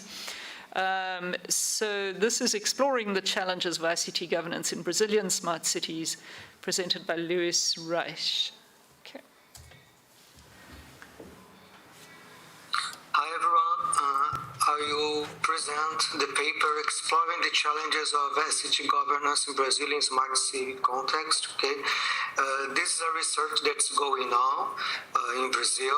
It's a doctorate study. Okay, and here is the group of professors that are part of this study. Okay, I am Luis Cláudio Diogo Reis, and I will present the paper. All right. Okay, what is the motivation of this research? Okay, especially there is a gap research concerning ICT governance in smart cities, okay, concerning the studies we have just applied, especially, okay, when you come to this gap research, okay, what are we talking about? We're talking about there is no initiative, no systematic effort, how ICT governance is designed, planned, implemented, and monitored, especially when referring to establishing governance and management standards and the regulatory frameworks, okay, develop a research practice connection with practitioners regarding ICT as a meta factor, and extending the findings into management implications and recommendations for mayor,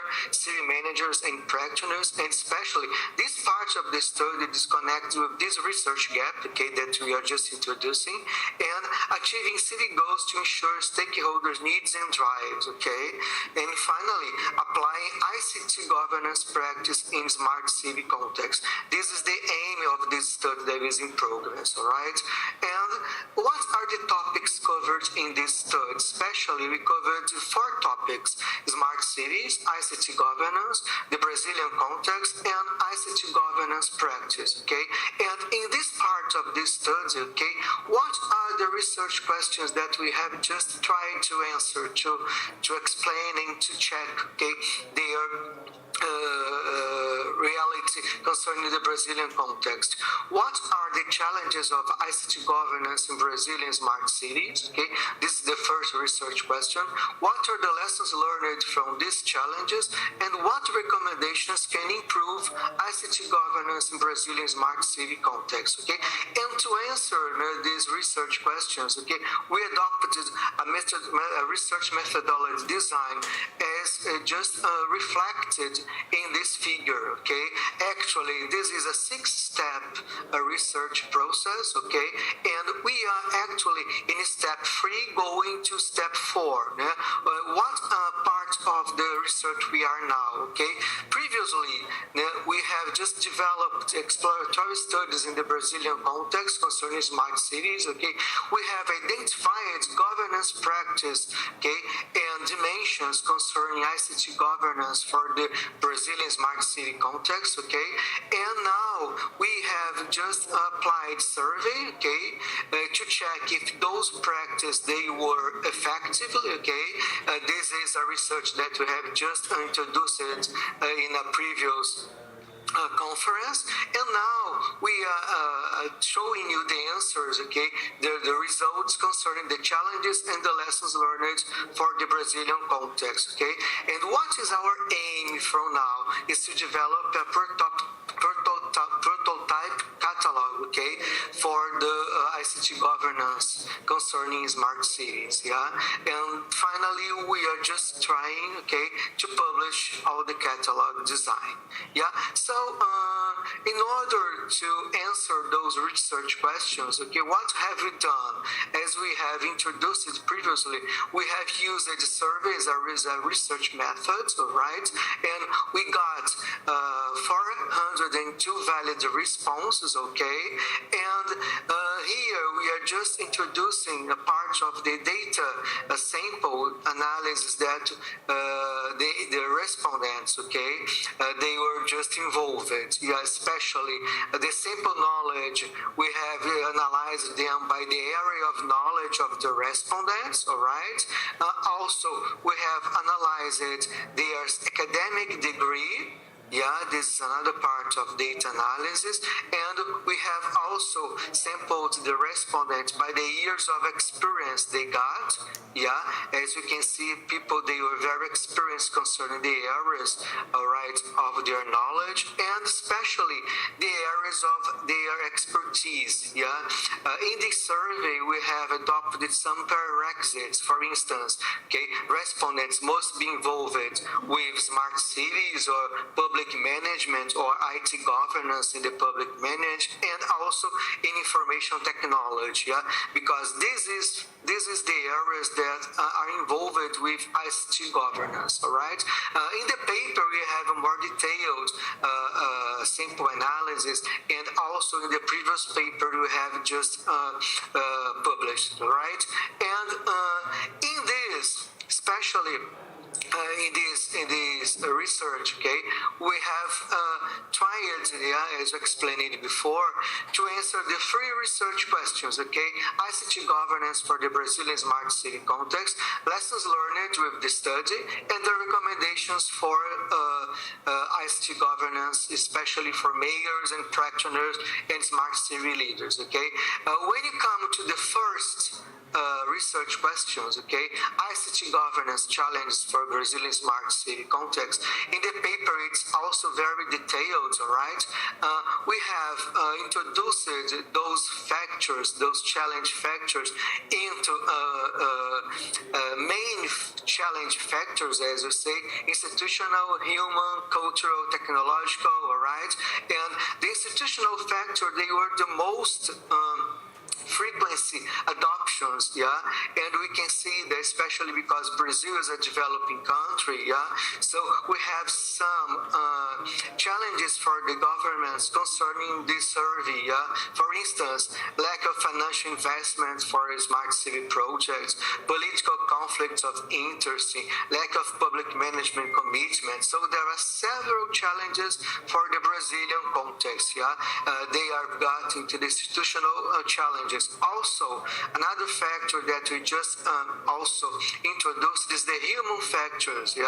For instance, training initiative for public management and citizens, okay?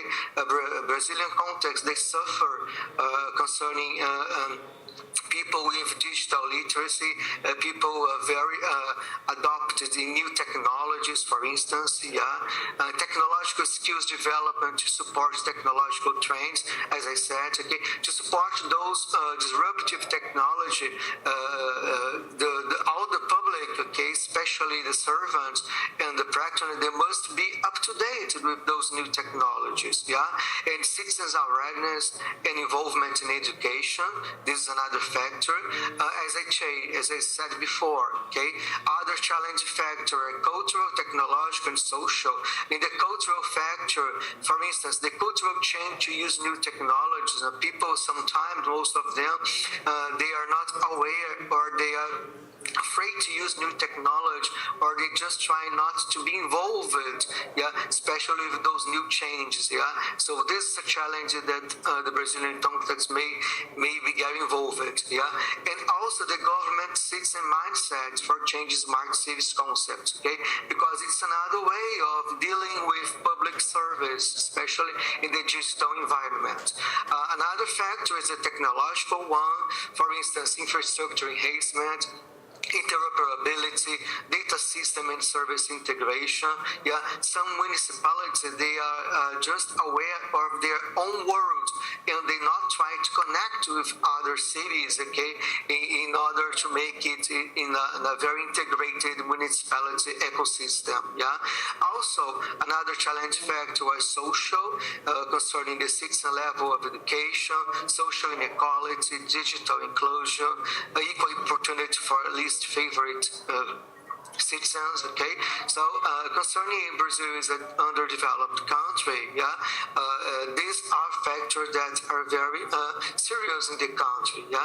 And another one was infrastructure, concerning the level of service development, methodologies, the use of process methodology management concepts, and the performance, okay? How to evaluate the public administration improvement, and especially applying metrics, okay, to conduct the program benefits, okay, the Smart City programs benefits. So after introducing all these challenges for the Brazilian context, okay, in the paper we have a set of lessons learned with this study. Yeah, I will not go into details with these lessons learned, but they are very introducing plans that all the city members should be aware of in order to make a better effort, okay, for the smart cities project in the country. Yeah, especially, for instance, promote ICT planning and budget allocation linked to smart city strategic planning,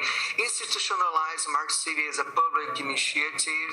All right, but what are the main reference of these lessons learned? What are their benefits? Okay, these lessons learned, they were very introduced and very friendful to make ICT governance recommendations. That is the further research questions that we want to introduce.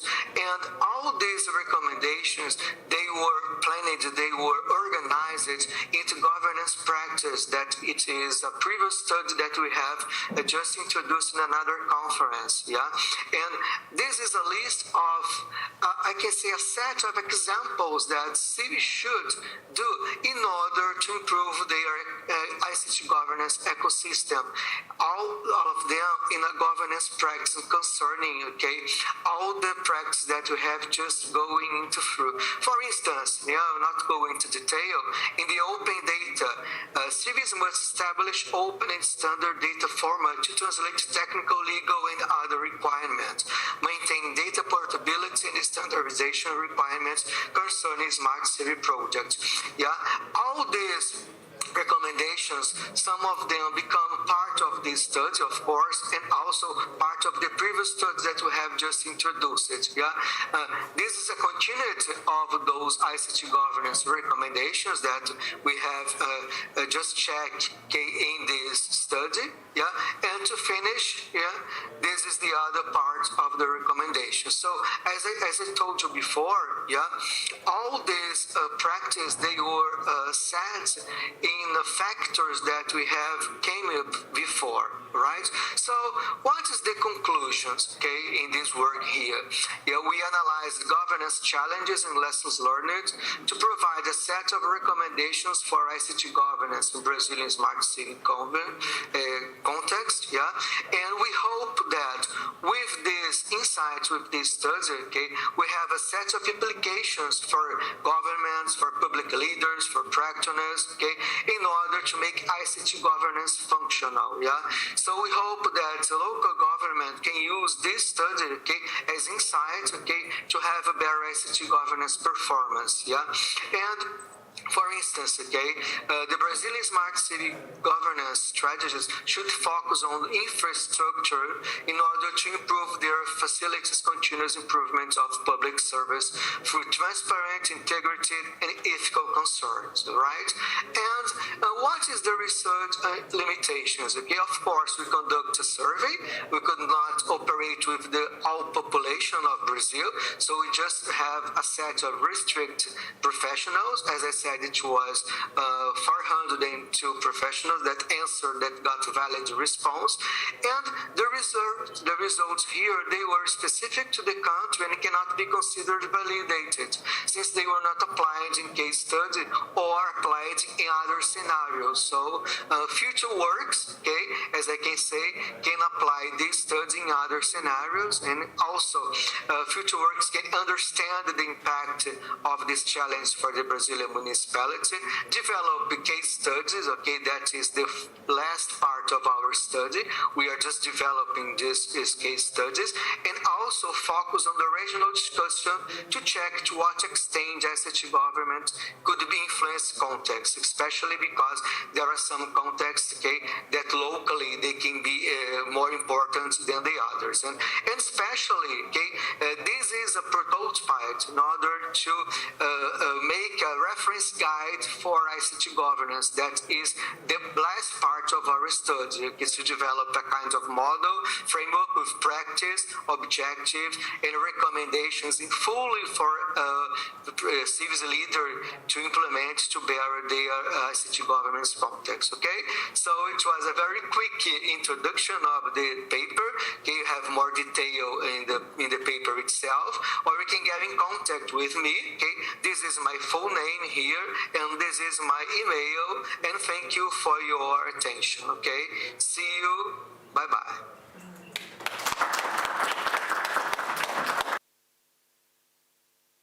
Let's hope that we see all these people at the next ASCAP. Does anyone want to make any comments or inputs on this final paper? Yes. Hello, I'm Katerina from the municipality of Rome, Greece. So I have just a million questions right now. And unfortunately, he's not here to listen to us, so I will text him or send him an email. But I would like to congratulate him on the broad spectrum of the study and on the recommendations. And joining your presentation, I think these two presentations, they are very well matched together. Yes, yes. You have the sustainability issue, which is very important, and he is focusing on the challenges and framework for the next step. So I believe today I feel very happy for being here for these two presentations. So that's all. Yeah, he's Brazilian. I'm going to definitely contact him just to know more about Yeah, I mean, I was struck by those challenges in ICT governance are probably common in many other countries as well. Yes. So, I mean, it's interesting to see to what extent things are transferable across countries. Good. Thank you very much, colleagues, for your attendance and your engagement, and for a very interesting session. I do believe there'll be some lunch waiting for us outside, and yeah, enjoy the rest of the day.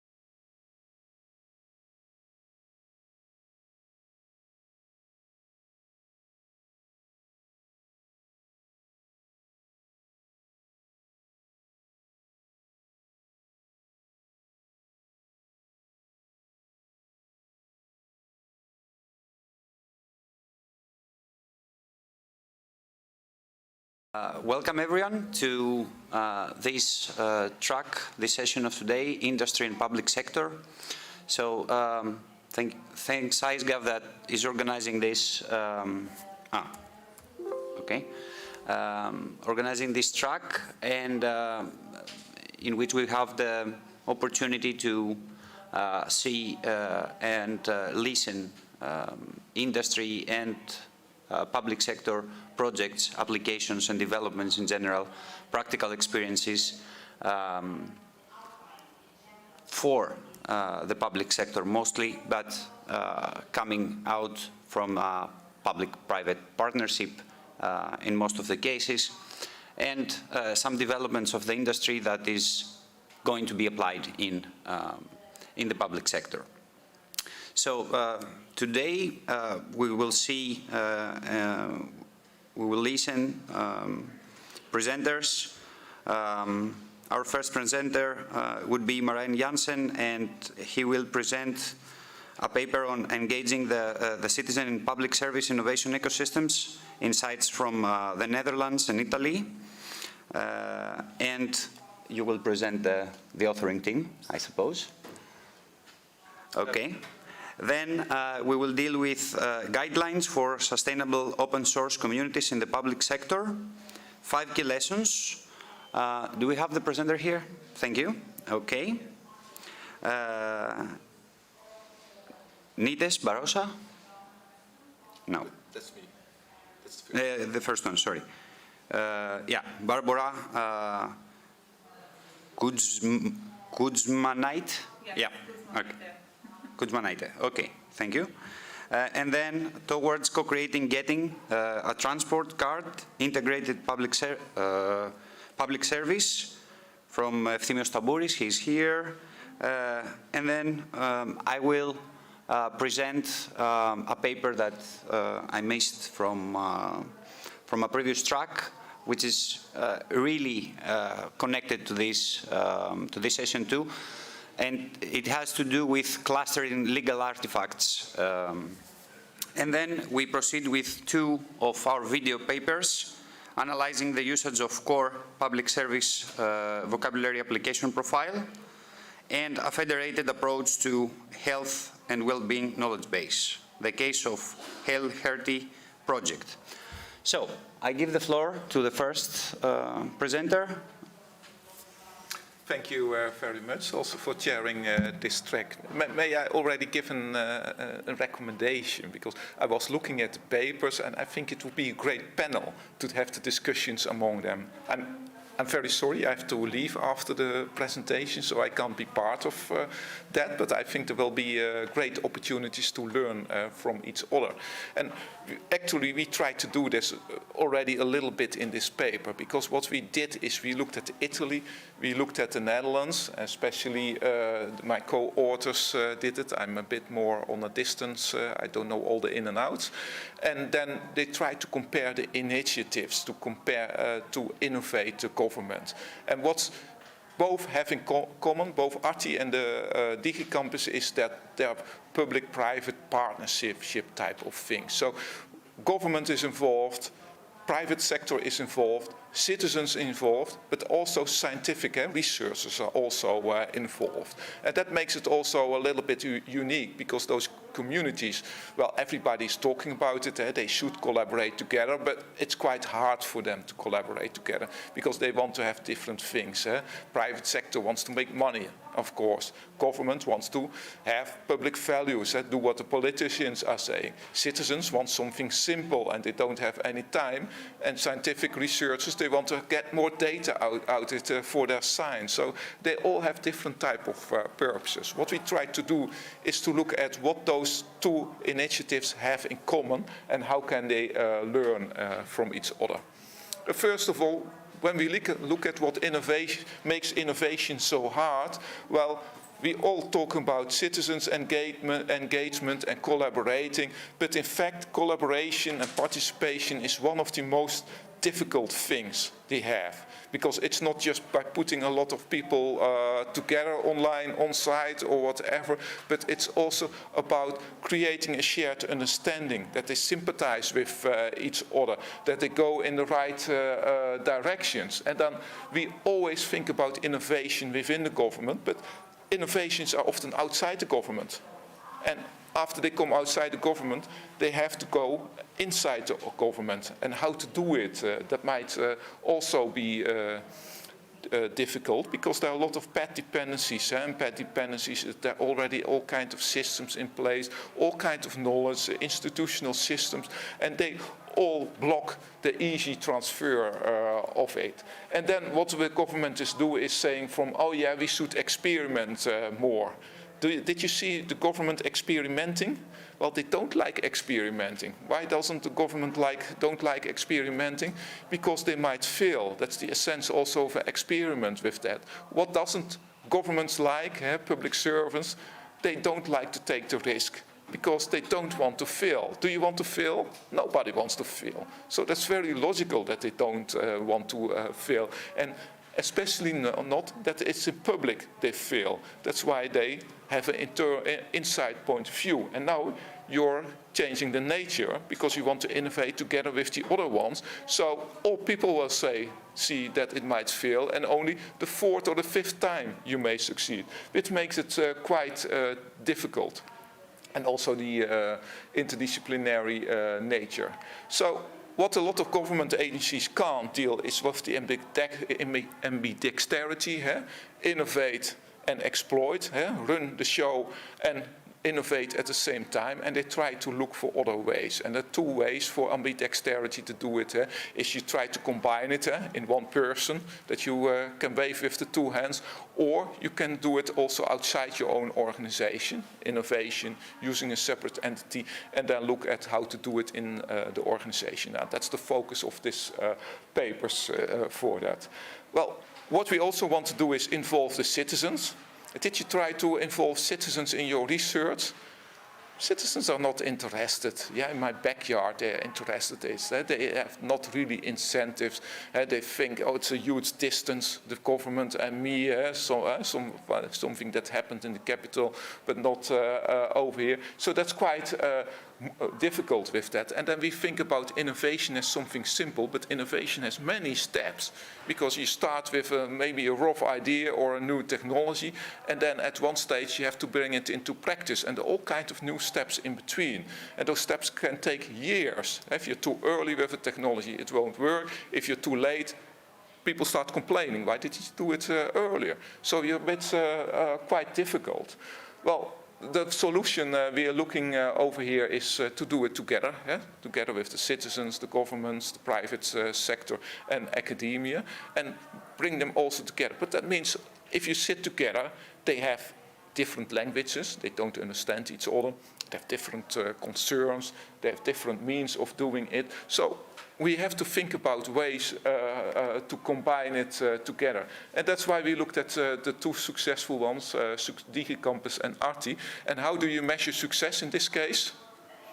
By looking at failure, of course, because first you have to fail before you innovate. So that's quite strange, of course, to talk it in this way. But at the end, there are all kinds of success stories out of it. This is the DigiCampus. This was the opening over here, so I know something at the high level. This was our former Ministry of Interior. She's the director of a government organization. He's the director of another government organization, and she's the director of the Association of Software Vendors in the Netherlands. And of course we have me from science. So we try to combine it. Who's missing over here? Citizens. So everybody is there except the citizen. And you can say, yeah, we also are a citizen, but it's quite hard to get representation from the citizens because it depends on the circumstances. There's not some association you can say from represents citizens. So it's always quite hard to look at it. Well, there are some examples in it, especially the design sprints are very successful in the DigiCampus. And what are the design sprints? Well, we sit together with a couple of persons, 8 persons, maybe 10 persons, representing the various ways, so including the citizens, which could be somebody representing the citizens, like ombudsman or something like that, but it could also be somebody from the street. And in those 4 days, you try to develop something. It should be an outcomes. A prototype should be the outcomes. Another outcome is a game for people to play, that they understand the problem. So it should be tangible within the 4 days, the outcomes. And that's the whole goal. And that puts an immense pressure on it. And at the final day of the design sprint, we always have a session with a lot of people where they come in. The people in the design sprint do the presentations. This is what we do and what should we do as a next step. So also to gain commitment for what they did, look also if it works, but also look at the next step. What should be done? Do you like it? Don't you like it? Will you adapt this innovation? What do you need more? What are your worries about that? With a huge audience with it. Well, of course, you can do the user prototyping in it. Sometimes we do some what's called flash polling using social media just to have an impression, but it hasn't to be social media. You can also do it at a railway station or whatever where the people are. But the essential is that it's fast. You don't wait for weeks, make a very formal one. You want to have a quick one. You want to have feedback immediately. That's the whole essence. Then you have sometimes workshops, role-playing games, etc., to show the people, because often civil servants, they don't understand, they're doing their job very well, but the whole system is not working well. And if you don't know the whole system, it's hard to change the whole system. So you have to show in a kind of gaming setting how to deal with the whole system and make them aware of it. And then people start understanding, oh, those are the problems. It's never one person. It's never one organization or department, but it's the whole system that is the problem. So you have to give an overview of the whole system and look at how you can innovate the whole system. Well, then you have other ways like surveys and a collaboration platform to share best practices and all kinds of green and white papers with each other. And, well, I have less information about Arti in Italy, but they call it a living lab over there. Maybe some of you know it better than I. That could also be the case if you know Arti. They take a slightly different approach for that, and they try also to involve also the exploitation. But DigiCamp is more on the innovation, and they have all kinds of partners, and then try to go to the exploitation implementation. Arti is closer to the implementation because they are also doing those kind of steps with that. And engagement is very important for them, but also what is very good to consider is if you want to engage, it's resource intensive. You need budget, money, a long-term focus. If you do engagement, you have to give feedback, take a follow-up. You make a promise. If you engage with people, you make a promise that there will be a result at the end. What happens if there's no result? People won't engage anymore. So you have to take that promise and take the next step in it. When you look at the overlap between that, well, what we find is that what you need is a focus point. Often innovation is scattered around the government. You're not able to find it anymore, or they reinvent something. And we had many blockchain projects within the government, for example. None of them succeeded, and everybody was doing the same things. Well, it's no use for doing it. So you need a focal point, like Arti and DigiCampus. It should be practice-oriented. So, yeah, we like, of course, as scientific people, to have a scientific underlying question, but here it should be to help the practice. It should be close to the market. Companies should be involved. They have readily available solutions. Use their solutions for the design sprint. Don't develop it from scratch or whatever. The solutions are already out there. We identified more than 400 companies in the Netherlands who provide all kinds of solutions to the government.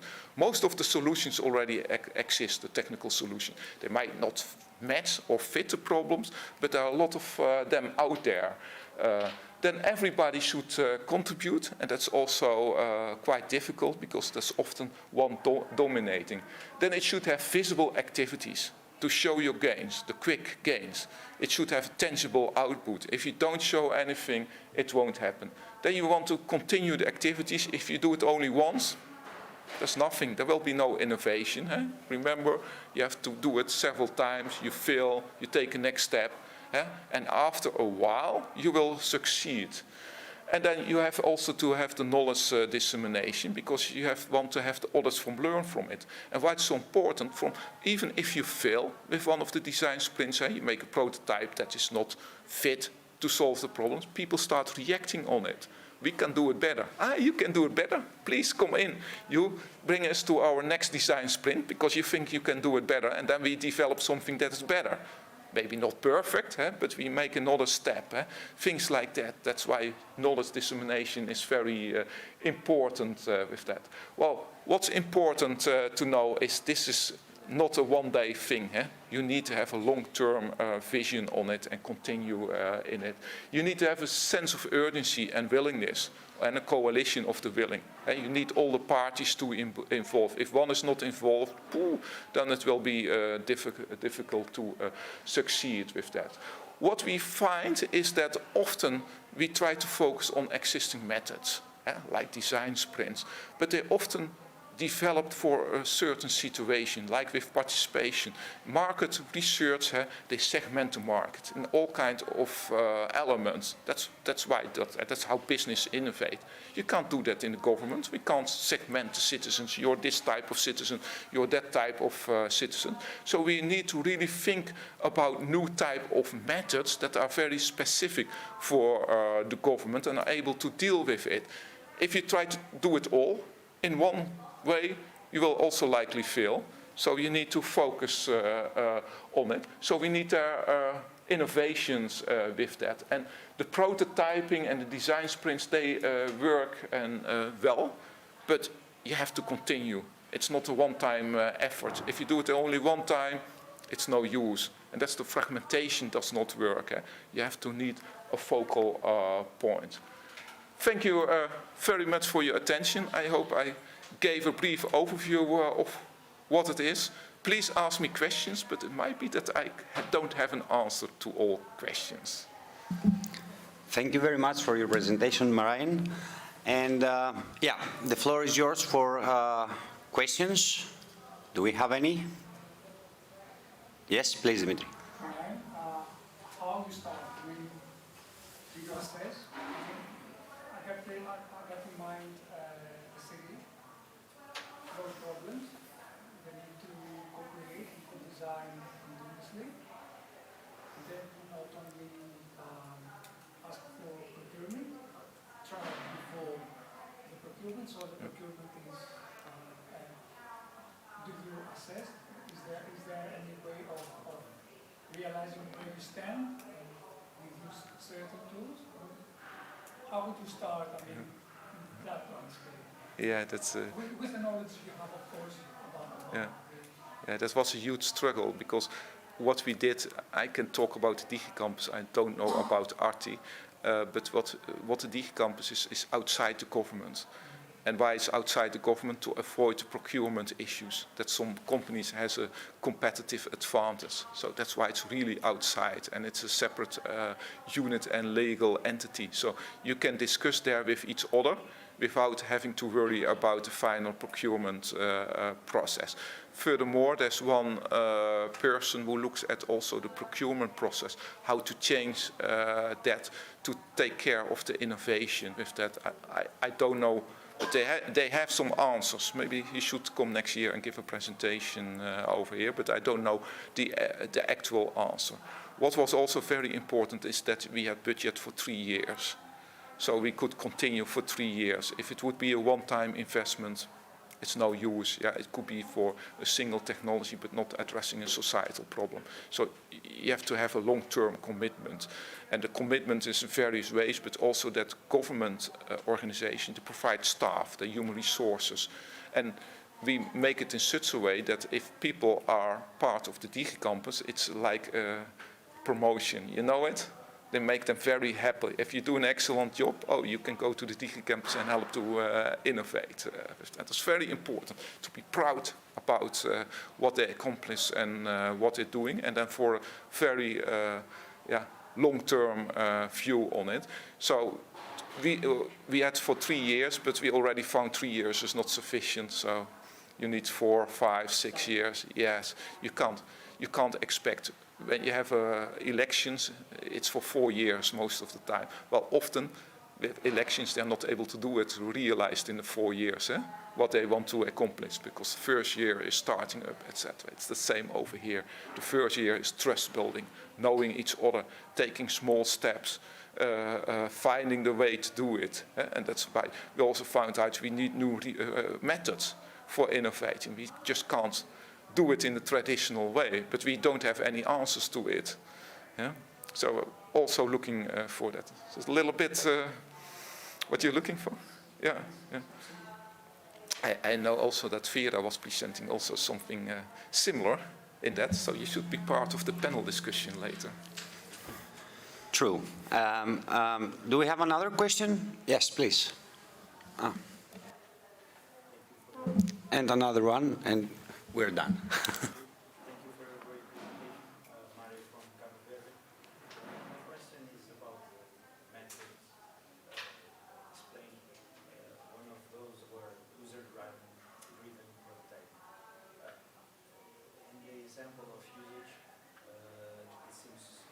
Sessions with citizens.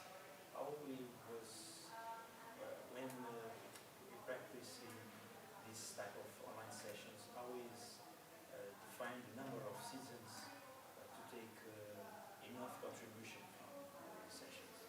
And in another example of method is about the flash pollings. There's a predetermined number of answers that you guys hope for or is open for any type. Yeah. Thank you. These are not easy questions. About the citizens' involvement, it's dependent on the issue at hand. There are several issues. So it could be that, for example, if we are addressing the technology issue at the beginning, the citizens is not that important yet.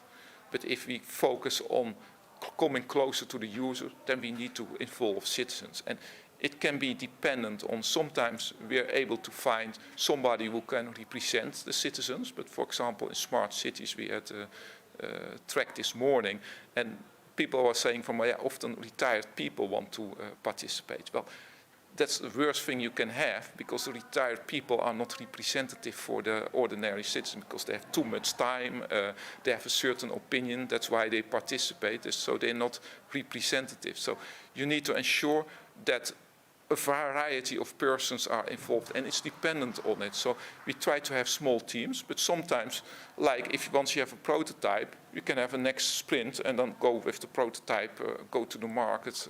It doesn't to be online, go to the market and ask people to participate, or the local, you have some areas where people come together, go to the local areas where the people come together, or go to a school if it concerns students. We had also with the student funding agency also, just go to the students where they are.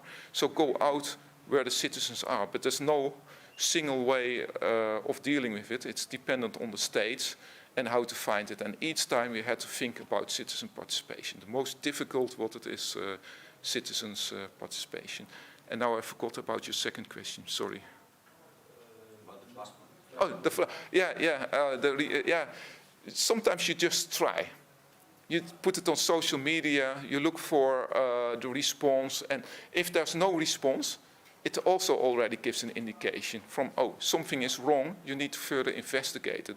Sometimes you have a response of 30, 40, and we look at the responses why, and sometimes you have over 100 or whatever, but you can't force it. It's not a sample, it's just kind of polling and looking for, should we go that way, and sometimes it's a clear answer, a preference. Sometimes there's no clear answer, then you have to further investigate it or make it more tangible. So it's a quick means for looking at which path to go to. Instead of that, it's we didn't look at representativeness or something like that, because that's quite hard on social media, because it assumes people are all on social media, and they aren't. They're fragmented, and some look at once a week, some every day. So representatives is very challenging. So each time we had to think about it. It's dependent on the issues at hand. No answer, in fact, but yeah.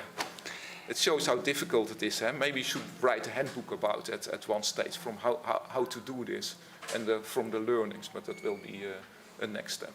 One more question. Thank you, Marian. Well, you might have touched upon it, but I was wondering, nevertheless, I mean, you're deriving a nice knowledge about engaging people, etc. And I was wondering how this knowledge would be spread to like public authorities, etc. I mean, what is the plan on that? How that will happen? Yeah. And in order to, because I have some similar questions here drafted, some more concrete, are there any other solutions of doing that? Meaning you presented 6 methods of engaging people, and how good are they working? Or if we apply them in different circumstances, are these working differently, or they should work all together one by one? Meaning, if you have a different situation, a method might be more applicable. Yeah. This also probably, that's also what you are looking for. Also, there's no single answer over here. It's dependent on the problem at hand. Sometimes we get people from the government agency, for example, that's taxes or the student funding agency or whatever, or social security, but also sometimes from smart cities, a municipality. It's really dependent on how it is. And how we distribute the knowledge, white papers, conferences like this, but then for the local governments, there's once a year a big conference in the Netherlands where most of the government employees go to, and then we are also there, and we try to also to give lectures about that and to show what the advances are. So there's not a single recipe, of course. And it's also dependent on some people just want to know, so then the conference is right, but there are also white or green papers that contains the details and have everything included. They're written in Dutch, by the way, not in English, on purpose with that, to bring it to the public servants, to avoid that they have a language threshold. Those kind of things.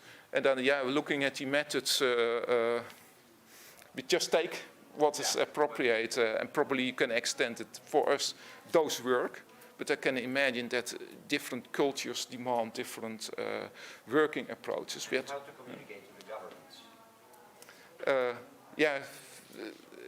Sometimes with communication also, it's part of the method, that you engage them and participate. Sometimes you communicate in a different ways. Sometimes we started, I didn't tell you, with the DigiCampus, asking the governments, what are your challenges? So we had a whole list of challenges, I think 300 of them, and some are overlapping. So then you already can connect the governments, because they don't know it, but if you ask for the challenges, you have an overview. You're having the same challenge as you have. Did you talk to each other? Of course not. Needs gathering. Yeah.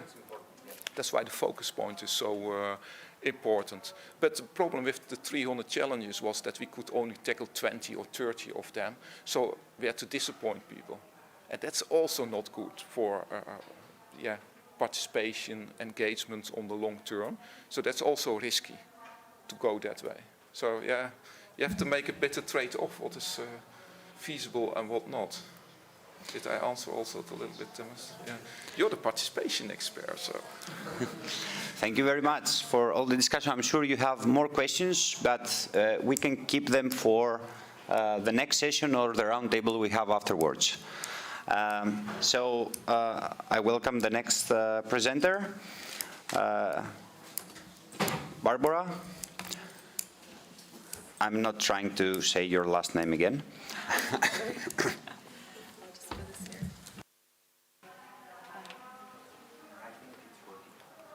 Yes, it is indeed. So perhaps I can start without any further ado, as I think we are almost halfway through the session. So thank you very much for being here today, and for those also tuning in online. I'm here to talk about our paper on guidelines for sustainable open source communities in the public sector, and the 5 key takeaways from those.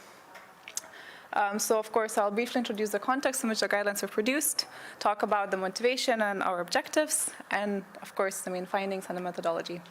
But before I start, allow me to tell you a little bit about Azor, as this paper was commissioned by the European Commission, in particular European Commission's Open Source Observatory. And since 2007, Azor has brought public administrations and open source enthusiasts together by offering a single access point for information that aims to foster use and reuse of open source in the public sector.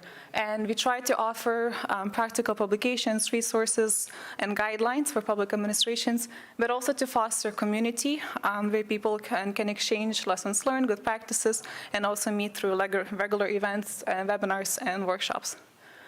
So as I mentioned, the study was commissioned by the European Commission, hence it's of a much more practical nature. Like we heard, this is important just before. So this is the guidelines team, and some of the people are tuning in online, so hello to them as well. And let's get to the paper now, the fun part of the presentation. So the main reason we wanted to produce this paper is that we observe at Azor a somewhat disparate landscape of open source adoption across European public administrations. And we also observe that they face multiple challenges. Somebody just mentioned 300, so I'm sure some of those also relate to open source adoption because, well, it's not easy to assess their capabilities and resources and just understand what it would mean to engage with open source. So for this reason, we thought that there is a gap that can be filled to provide public administrations with more information about adopting open source, but also doing it sustainably through collaborating with or launching your own community. So this was really our key motivation, but of course not to reinvent any wheels. We first looked at the literature and what it tells us, and there's quite a lot of research looking at qual-OSS models and different components of successful open source projects in the public sector, but when it comes to the in the private sector, but when it comes to the public sector, the research was much more focused on open innovation and open collaboration more generally, and at the same time, just looking at e-government type innovations. And when it came to open source, more specifically, we saw more in-depth analysis, a case study approach to look at different failed and successful open source projects, and also, well, much older research looking at general discussions on why you should adopt open source. But I think at this point, we're moving from why to how can we do it. So we saw indeed that this gap on looking at sustainable public sector open source communities that can be filled through our research. So we came up with 3 main research questions. I will focus today more on the first one, really looking at what are the key success factors that public sector organizations kind of require to sustainably engage with open source communities and launch their own communities. But of course, what are the key requirements and what are the key steps that they can take to do this sustainably. I will not spend too much time on the methodology. I'm happy to answer questions about this later, but we took a multi-step approach, starting with the literature review, which informed and kind of set the main foundation for the later stages of this project. We identified 5 success factors through the literature, and then we aimed to validate those and enrich them through a survey with open source communities. We gathered a little bit under 100 responses from different communities in Europe. And through the survey, we also identified a long list of public sector community examples that we then explored more in depth to focus on 5 of them to develop case studies. And as we just also heard, you cannot study success without looking at failure.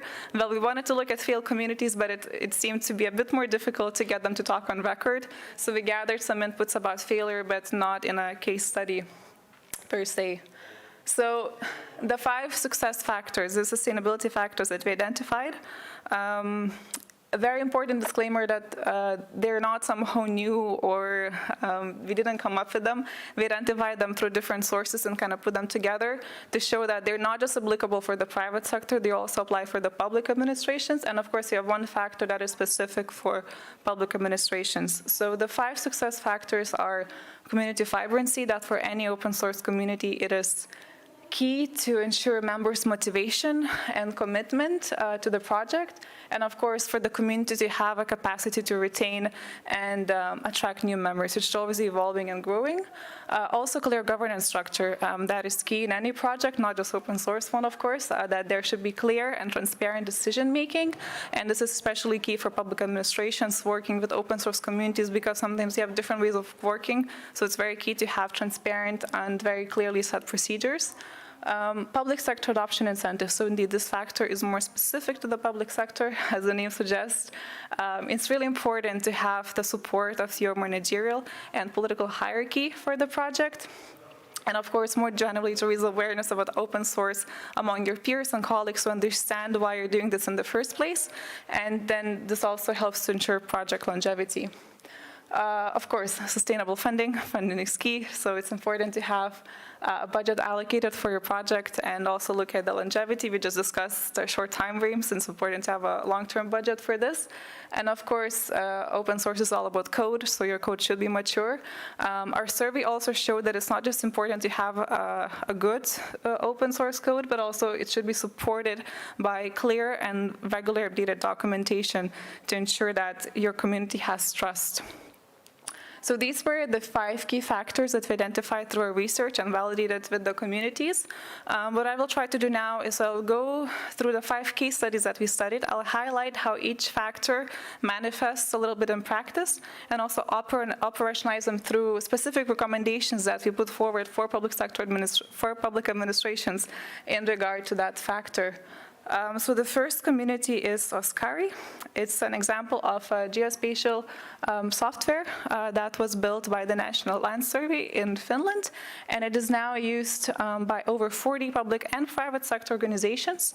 And here we'd really like to highlight sustainable funding, because initially the funding for this project came from the Ministry of Agriculture in Finland, but as the project grew, they established a joint development forum, and organizations that are part of the forum had to pay a yearly fee of 5,000 euros, which helped to ensure that the project has this co-funding collaborative nature and also has this long-term vision for the evolution of the project. And more generally, the key recommendations that we see here for public administrations when it comes to funding is to you should find a project budget looking at a total cost of ownership, so really looking not just at development, also maintenance of the software.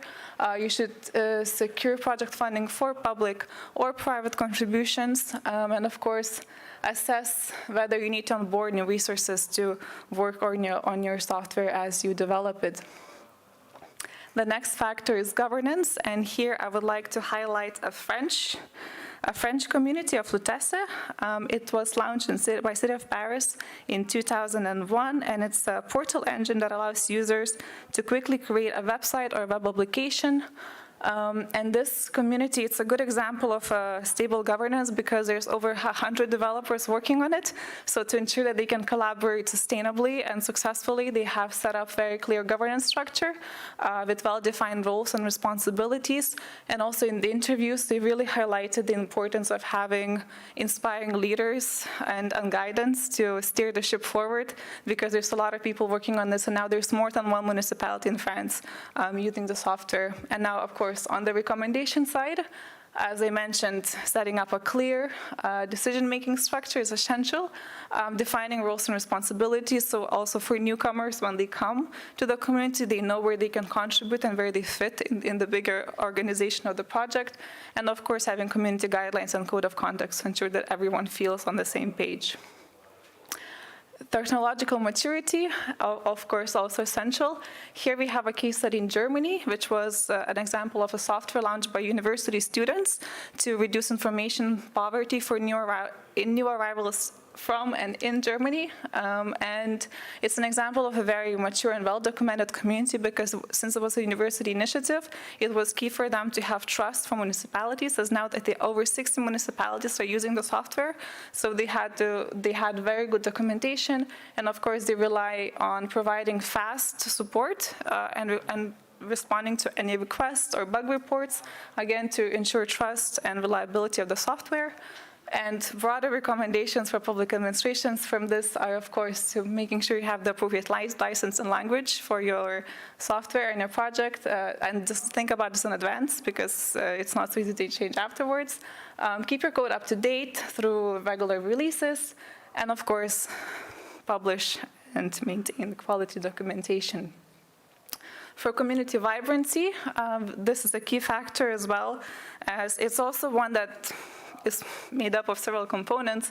And here I would like to highlight the case study of a participatory democracy project in Netherlands, in Groningen, and they decided to fork a console software. And initially, while it is an independent project in itself, the one in Groningen, over time, because the console community is so vibrant, so alive, they have multiple channels, multiple subgroups on Slack that they collaborate through, they decided to give back upstream, contribute upstream to the main software. And indeed, it's a well-documented community, very supportive, very engaging, and also they've been forked over many times, and most communities contribute upstream because there is a very vibrant and active developer base there. So of course, for the public sector, you should really identify your strengths and see how it can be useful for the community in the long run. Even if you're just a participant of a bigger project, you still have ways to contribute and give back. You should also try to ensure members' motivation through regular meetups or online or hackathons, and just, of course, going back, linking to governance, having very clearly outlined procedures and roles for your members. And of course, facilitating communication between members also helps ensure community engagement. Last but not least, we have public sector adoption incentives, a very complex and again, factor made up of different components. Here we just maybe highlight Developer Society. It's a community born within the public sector, and it's a perfect example to illustrate here.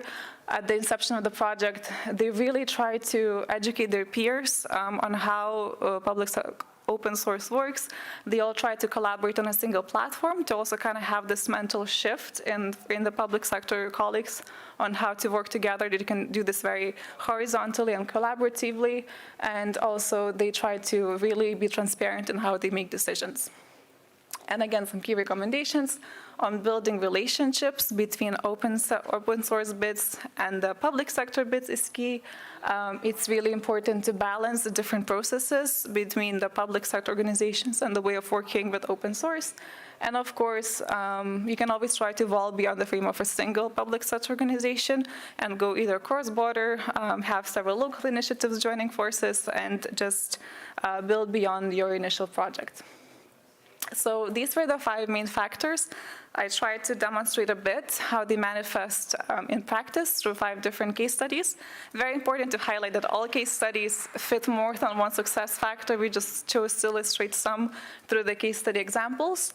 But in some, in essence, it's really just, it's about having a long-term commitment and a vision in your public administrations, and realization that open source is not a one-time engagement, but something that requires you to adapt a little bit and shift the way you work. And our study does have some potential for future work. Our survey was very focused on European administrations. Also, it was really focused on public administration-led projects. It would be really interesting to see how public administrations collaborate with private organizations to work together in open source. And of course, it would be interesting to replicate the study in different countries to see what happens. So thank you very much. I tried to be fast, so I hope you managed to capture some of the main findings, and I'm open for questions. And of course, keep in touch, and you can find everything I've been talking about on Ozor. Everything is online as well. Thank you very much, Barbara, for your presentation. And yeah, this is the time for questions. Do we have any? Yeah. Thank you for your presentation. I like very much the examples, also the 5 factors. Going back to these factors, can we go back to the list of the factors? Sure. Oops, sorry. Right, so I was wondering how you can influence those factors and achieve them. Okay, it's good that if they are there, but how can you make them being there? I mean, is it anything someone can do, or it's really fate? I mean, How can we influence the factors? So I think I was trying to illustrate a bit through these recommendations because each factor is really made up of several components. And it's not like, oh, you have a vibrant community. It doesn't happen overnight. It's really about, having these motivations, meetings, guidance, vibrant community, and all of this takes, I think, place over time. But of course, it's up to public administrations to kind of, start believing in this, that they can do this, and then start implementing some of the changes over time. And also at Azor, what we did, we had several workshops and webinars trying to promote this and promote the guidelines. But I think as with everything, with any change, it's a long-term process, but every small step is a step in the right direction. Any other question? Yes?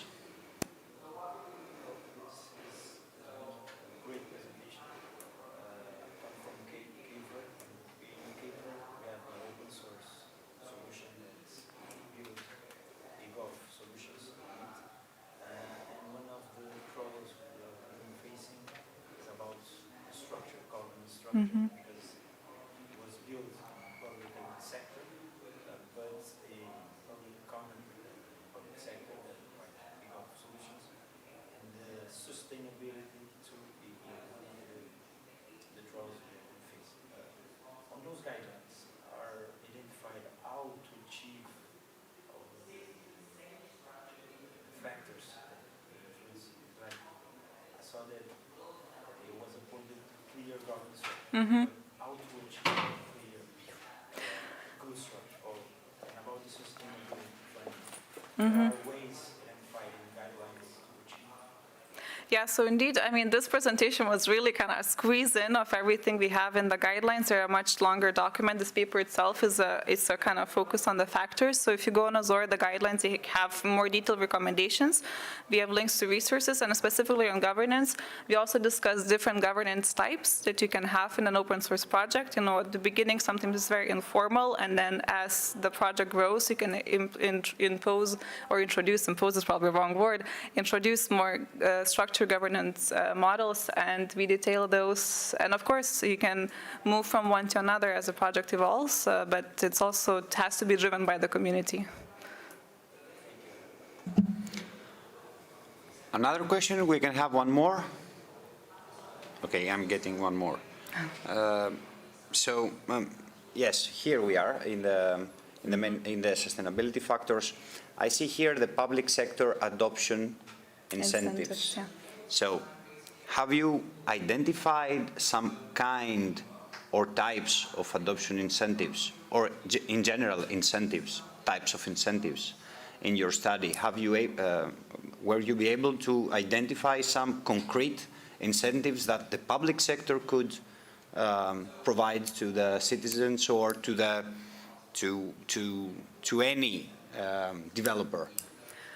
So maybe the title here is a bit ambiguous. Here it's more about, the things that make sure that the public sector is more likely to be adopted open source in the public sector incentives. It's in this sense of the word.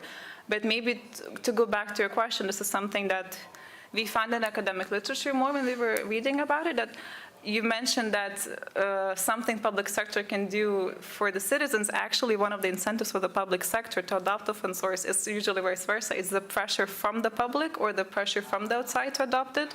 So this is also one of the incentives that we had, we were looking at. And then, of course, incentives for developers. Open source, usually it's an ideology in more broad sense. But our survey also really strongly showed that public sector administrations should recognize working on open source as part of your job description, not something you do on a voluntary basis, and also set resources aside to encourage developers to contribute to this project. So really incentives also in terms of recognizing this is a proper role that you can have and not just something you do free time after work. But in any case, when we are talking about an open source community, we need businesses inside. Mm-hmm. And the thing is how public sector could incentivize businesses to work on open source software. I see. So you're looking on another side, public sector leading by example, right, and inspiring others. Yeah. I know that the economical incentive would be the biggest one, but can't be in all of the cases because of lack of funding or something. Usually. Or Usually it's the mantra is what it falls back on. But I think this is actually an interesting thing to look into the future, actually, on the other side, that it's not public sector being pressured to do something, but actually public sector incentivizing others to explore this. And I think it could be an interesting avenue for future research, indeed. Thank you. Thank you very much. Moving on to the next presentation. It's the third one. Okay.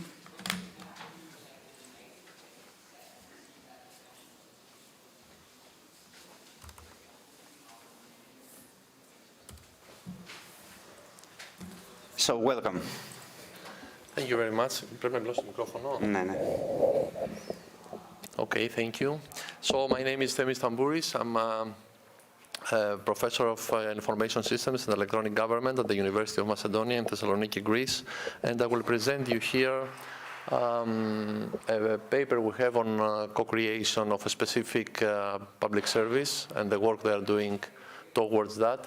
I'm actually one of the many authors on that. As you can see, it's a joint work, and actually there are more working on that project, as I will say in a while. So the current authorship comes from university and also from a region in Greece, the region of Thessaly. So starting with a few words about integrated public services. Integrated public services means that we really bundle together public services according to cover needs of citizens. It's a concept that is very old, of course. But it's still something that is called for. So we cannot say that we have done that in all cases. So there is still room for further improving the situation, further integrating public services, further making them more accessible, more transparently available to citizens. Here we can see from the European Interoperability Framework the model, the integrated public service conceptual model, which dictates, that you have public services, but you need to coordinate and integrate them in order to provide them to citizens. But looking at that model, which is a bit old now because it's a few years back that the third version of the European Interoperability Framework was launched. One is maybe wondering, where is the co-creation aspects now? Citizen is only a consumer of the service, but really citizens should be involved more in other aspects of the service, and how this can be this framework can be usable in our days that software development, mobile apps have emerged. You have very rapid cycles, and you have agile development, etc. So with that in mind, we actually put forward a proposal to the European Commission for a project, the Horizon 2020 project, and this has been accepted, and we have started since January this 3-year project aiming to combine IPS, the integrated public service concept, with the co-creation, with modern technologies, and make a step further and then feed the results back to policy and see how we can enhance policy documents like the conceptual model with new aspects. And we have done some work on that, and it's been in this conference and other conferences in terms of conceptual models. But in this specific paper, what we focus on is one of our pilots. We have 4 pilots in 4 different European member states, and here we're going to focus on the Greek pilot, which is a pilot coming from the region of Thessaly, and it's about issuing a transport card. So, and see how we can what do stakeholders think about co-designing again from scratch this public service and make it seamlessly integrated. So this is how it comes currently. So what is this transport card? Actually, it is an offering that is provided by regions to disabled people who are also low income. So these persons every year, they have, because every year it's a new ministerial declaration that is issued. For that, it's only for 1 year, the validation, and it's more or less renewed. So what does it say is that those persons, they have to prove their financial status, they have to prove that they're disabled, they have to prove their identity, of course, and they have to provide some documents like application and photographs, and based on that, they are entitled with this card, which allows them to for free transportation in their city and for half-price transportation in other cities. So currently, how this has been done is been done the traditional way with physical visits, or alternatively using the citizen centers, where they can visit the citizen center and do their applications there, provide evidences, and then get the card.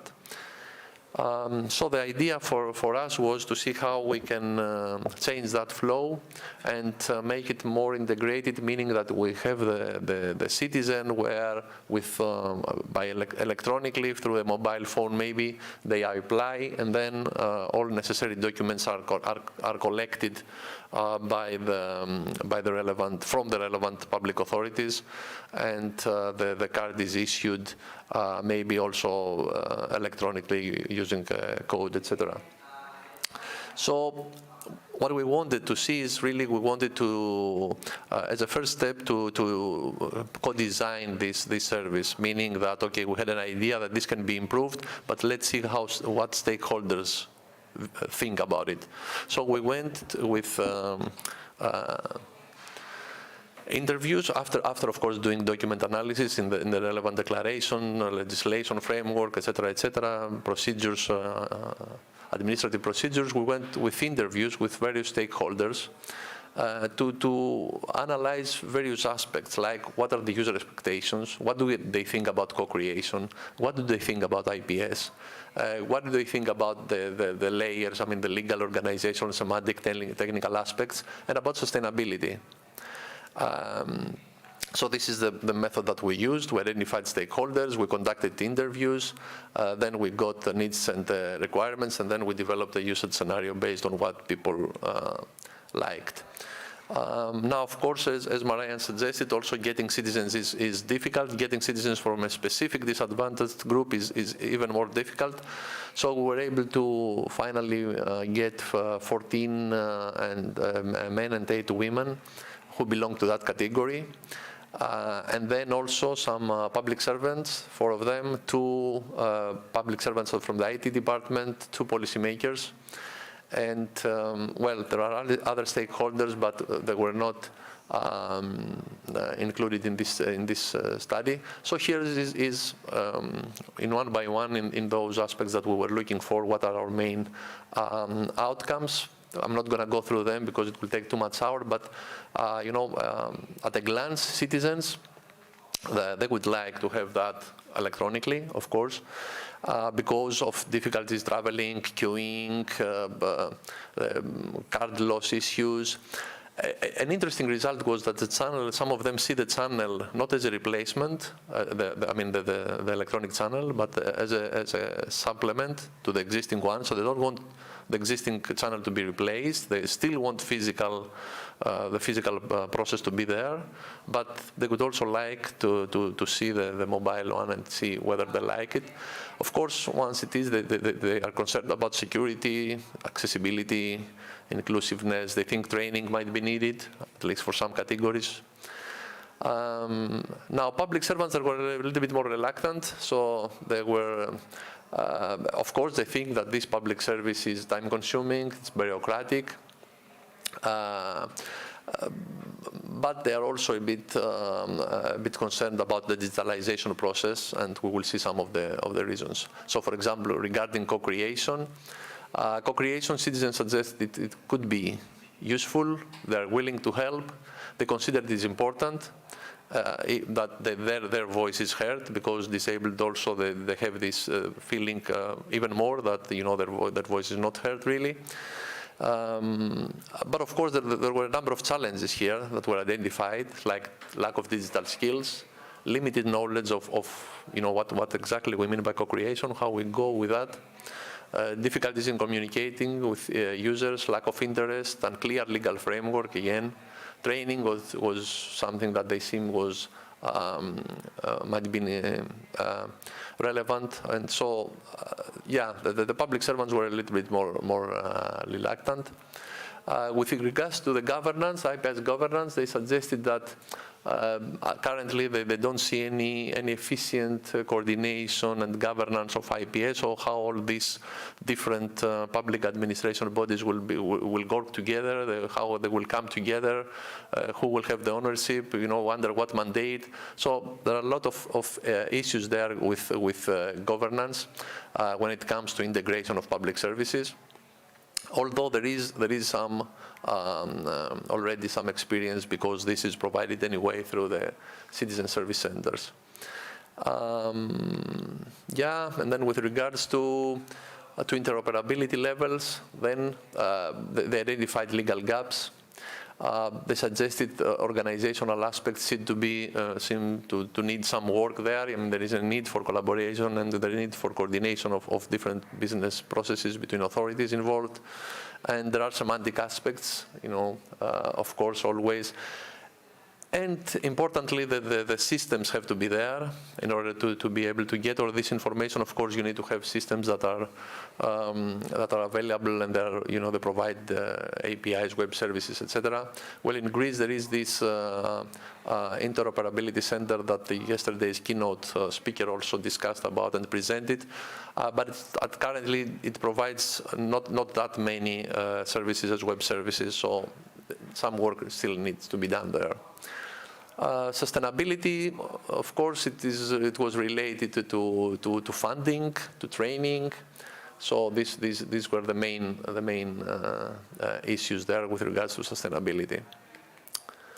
Based on that, we derived this usage scenario where we have this available for we have the service available through a mobile app, and then the app requests the documents, or actually the information, not even the documents, from connected public authority systems through the National Interoperability Center. And however, there is also a public servant who would like to evaluate that information. Then if this is sufficient, then the public servant approves that, and then it goes to the citizen via email, SMS, and then you can have a digital or a physical card. And of course, if there is an alternative here, if some service is not provided through a web service, that the relevant document is scanned and uploaded and checked by the public servant.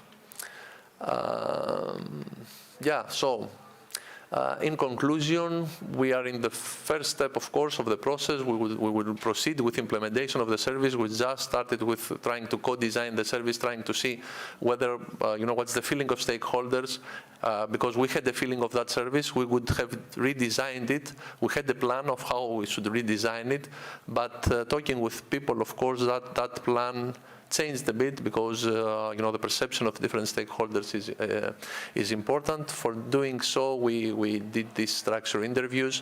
So there is strong support for the digitalization, of course, for the use of mobile phones, for simplification, for co-creation, but at the same time there are some concerns with regard, for example, to have that as an alternative channel and not as a main channel, not replacement, but supplementing actually, for the lack of culture of co-creation and culture of collaboration and integration of services, training, technical issues like APIs and the availability of web services, etc. And sustainability was linked with resources and training once again. But all in all, it seemed that this would provide added value to all stakeholders, particularly those that were the beneficiaries. And if you want to know more about our work in this project, please follow this URL. As I said, I wasn't the only one involved in this work. Actually, many people involved in that work. But if there are questions, then of course I can try to answer those questions. So thank you very much. I don't know about time. I hope I was not too much out of time. We are okay. We are okay. Just 4 minutes late, but this is on me, mostly, not you. Thank you very much for your insightful presentation. It's nice to see how these fancy words of co-creation, co-development, whatever, is getting into ground and really working in real cases. So, yeah, I'm giving the floor for questions. Yeah, please.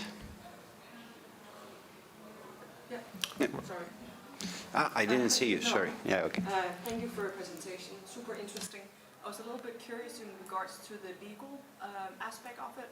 So you talked about how legal requirements or in order to do co-creation. I didn't quite catch that, but I was considering what are the legal requirements in general for this service?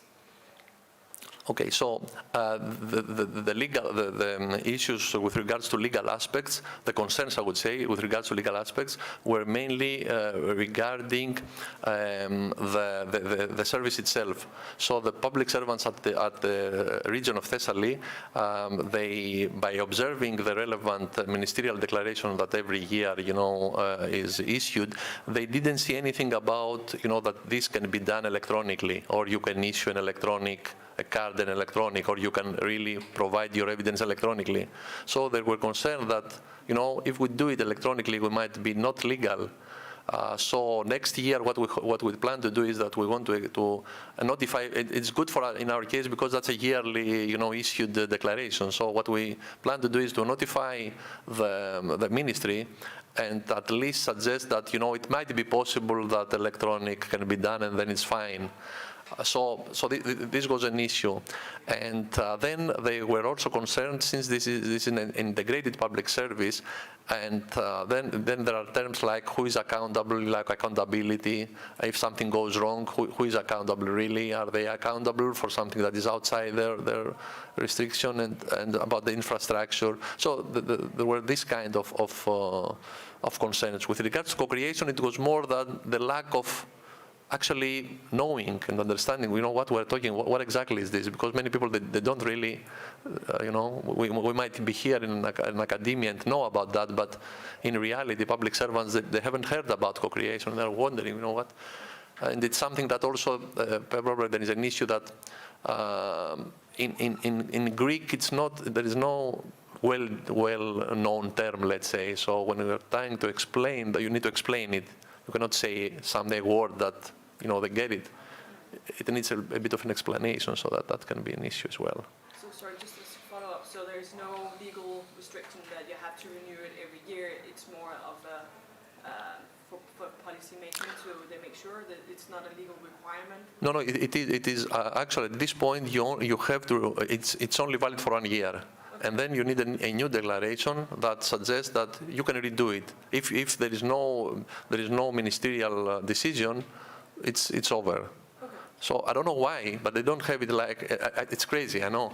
So every year they're waiting, let's see what happens. Is it the same exactly? Is the process anything that, do they need another document?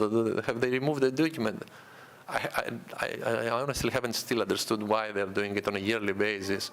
But that's how it's been done. Yeah, unfortunately, I don't know. He was all in work. Yeah. Thank you. Thanks. Yeah, now please. Thanks. Two questions are more critical. It's great. For the good design effort. The one thing is, what is the market, the actual market? We're talking about the region of Thessaly.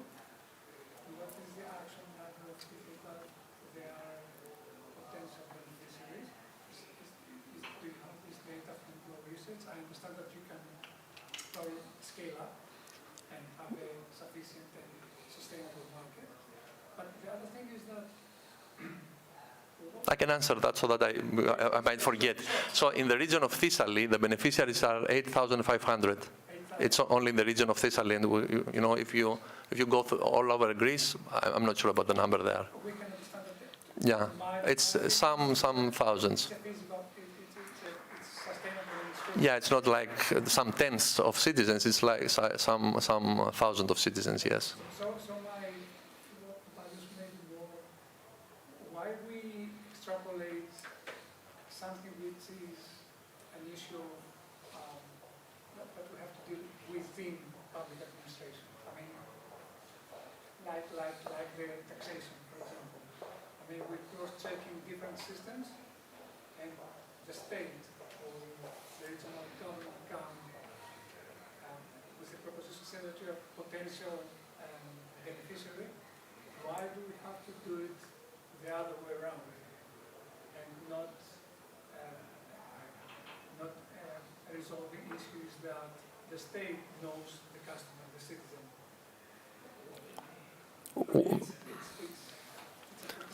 I'm trying to understand the question. Is it why this is a service of regions and not of the ministry? No. Why we try to engage citizens in something that, I mean, Helsinki is dealing with citizen data, and they actually dealing how citizen data circulate along different systems in order to have the beneficiary for a public nursery school, for example, say that your kid is eligible to have the position. Why we do it the other way around? I mean, except the experiment So to rephrase, I think why to apply the co-creation model in this case, because what Dimitris said is that probably it's very straightforward how to apply the interoperability rules and how to conclude the final service. You're right. I mean, I'm not critical on the co-creation effort, but isn't that an interoperability issue within the region and not outside the region? I mean, just have a smiling face that I'm a beneficiary. Thanks for getting the service. I mean, it's a mentality. Okay. First, because you also touched another issue, which is about the one-stop and then the proactive. I would think myself that actually this should have been a service that is provided under the model of no-stop government, meaning without any application. I mean, you are in the databases, they know that you are there, they send you the card directly, that you don't need to apply even. Yeah, so that would be my perception on that. And actually we have that as a scenario, and what we want to do is, but we don't go directly there, we want to do it like a stepwise, see first this working, and then go to the minister and say, but I guess this is, yeah, I don't know how, my guess is that, you know, benefits are not provided like that, so that people who don't apply, they don't get it, so it's less costly for the state, I could think. But anyway, I might be wrong. I mean, I might be too cynical, I don't know. Now, with regards to the co-creation, actually, honestly, I'm not able to answer, because what we did in this project is that we reached the region and we asked them for a service, because we didn't want us to dictate the service. We asked them what would be a good service for this project. We want to do co-creation, we want to do IPS. Do you have a service that you think that, you know, you have a need? And maybe from all that we said, they stuck under the need, and they say, okay, for the need, yes, we would like to do that service. Maybe they didn't, I don't know. Yeah, maybe it's not the best service, indeed, but we did it like that, yeah, historically. So. No, that's fine. No, criticism is fine. I like it. It's no problem with criticism, yeah. And thanks. One last, do you have any, or would you have, I know that you have not already, but would you have any evaluation results or comparison results, but to what you should compare with? Yeah, well, we actually are currently, what we're doing is that we are putting together our evaluation plan for the pilot. So we haven't done much yet, but we are working on that at this point. Probably by the end of the year, we will have something that allow us to understand, to evaluate the pilots on their own, but also between themselves, and maybe benchmarking, we'll see. So next year, okay. Yeah, exactly, yes, leave something for next year. Thank you. Thanks very a lot. much. Thank you. So now it's time to move not to the videos yet, but I will steal some time to present quickly, I would say, a presentation that is a paper that is not presented yesterday. And come on. Okay.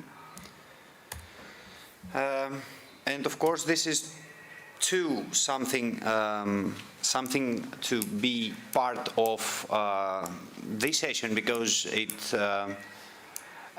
doesn't have to do with co-creation and in participation and this kind of work, but it has to do with the public-private partnerships and how the private and the public sector is working together in a project dealing with legal artifacts and laws, and producing something like a European portal, or wannabe European portal of legal information.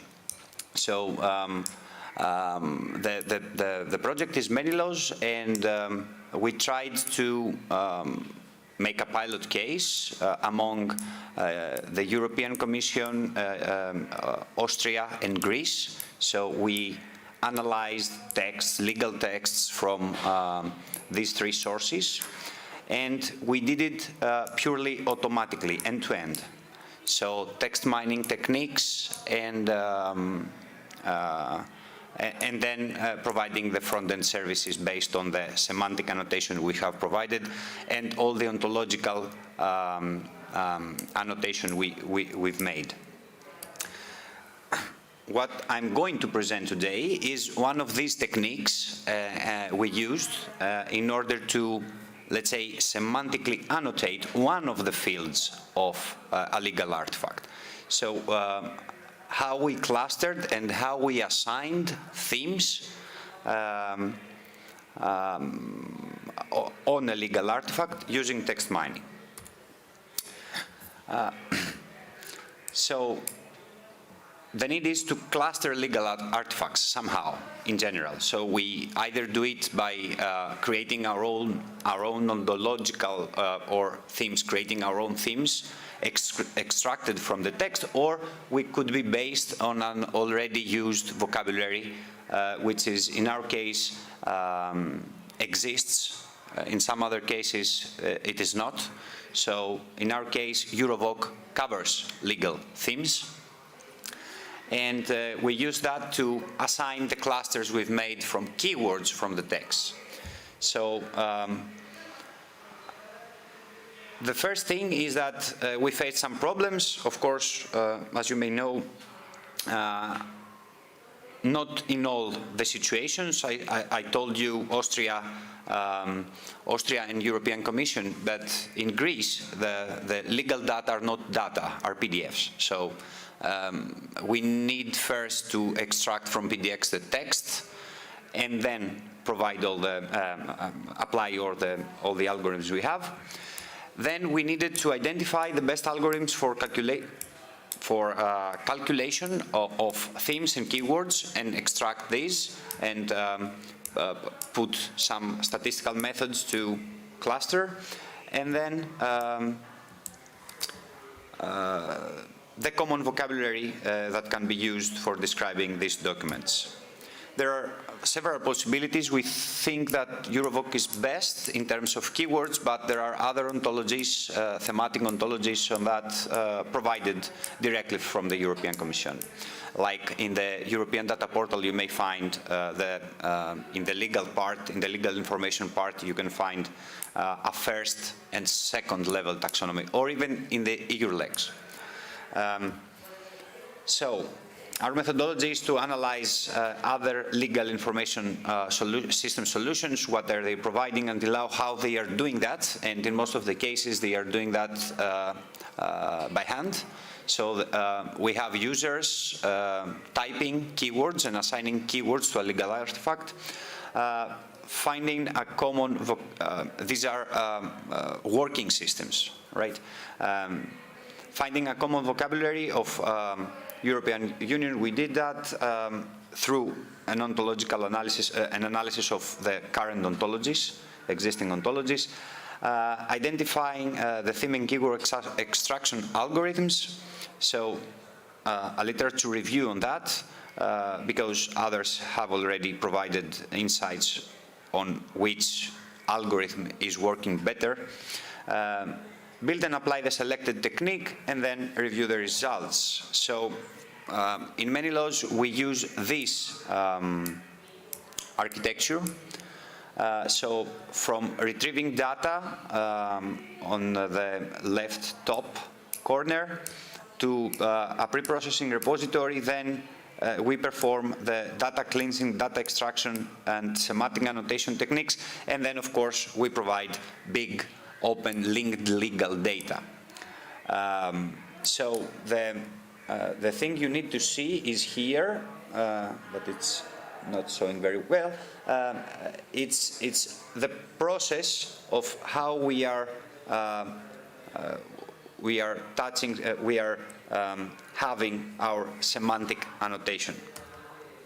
So what this paper is mostly is about showcasing how we were able to use these techniques we found in order to classify, to cluster specific a legal artifact.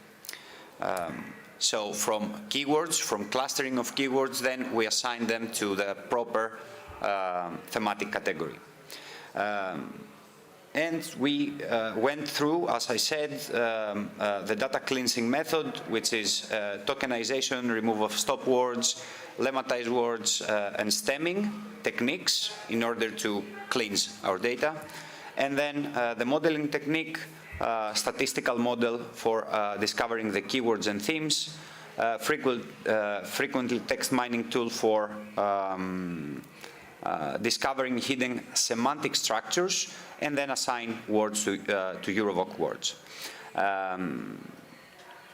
Then we were able to identify if a word that is selected or had a high value in our algorithm that does not exist in Eurovoc, it was erased, right, or put it in the side.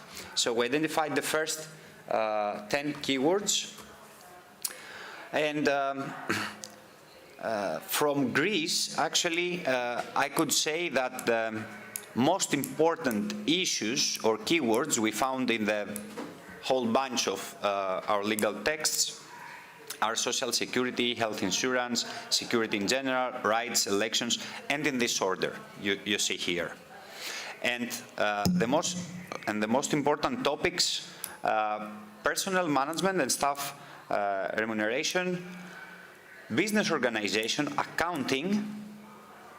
I was expecting this to be the first one. Social affairs, organization of work and working conditions. This would be the second. This is only my opinion, but the legal artifacts are saying otherwise. So economic geography, etc., etc. Concluding our research, we applied the methodology, a statistical methodology of extracting keywords and providing it to anyone who would like to make, probably in any text, not legal only. This could be applied in any domain that is dealing with big texts, big text documents. So document typically concerns multiple topics in different proportions. The topics or keywords produced by topic modeling techniques are clusters of similar words. Discovering topics or keywords based on the statistics of the words means that discover the topics might be what its document's balance of topics is, and topic extraction from text-based documents holds the possibility of massive time savings. We can save a lot of time using this technique, but until now it's close to 100%, it's difficult to achieve ultimate accuracy. This means that because it's not objective too, it's subjective, this issue, because a person's mind or a human mind could assign a different keyword in this artifact. So, yeah, it is always how you, in which perspective you are seeing the issue. So, this is it. Thank you. I don't know if you have any questions. Yeah. Okay.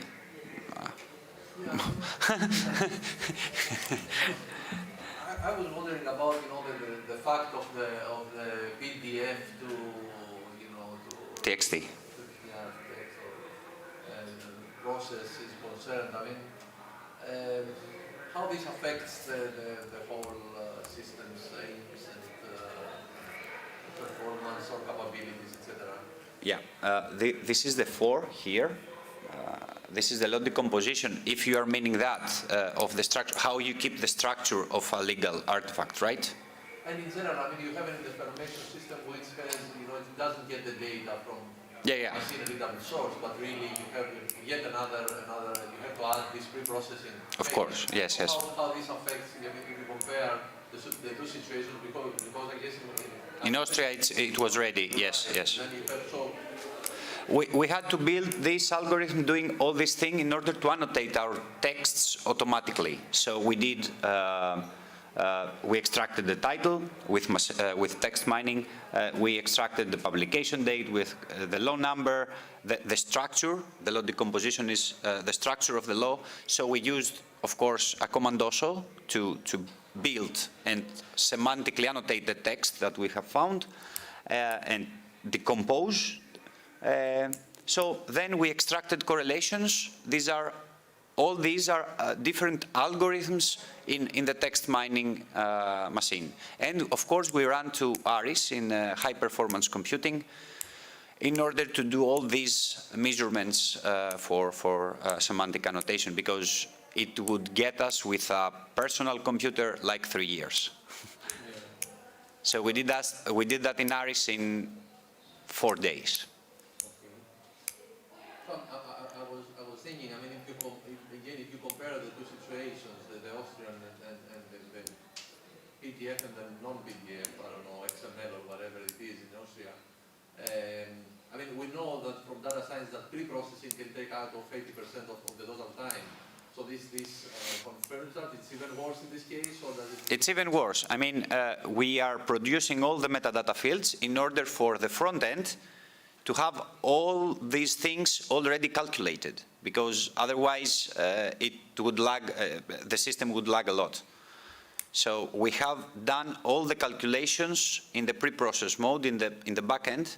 So we offer all these XML files, the big XML files, with even translations. We did, we translated all Greek and all Austrian to English, so we can compare them. So yeah, it was an immense effort in the back end, of course, even 90%. Yeah. Yes?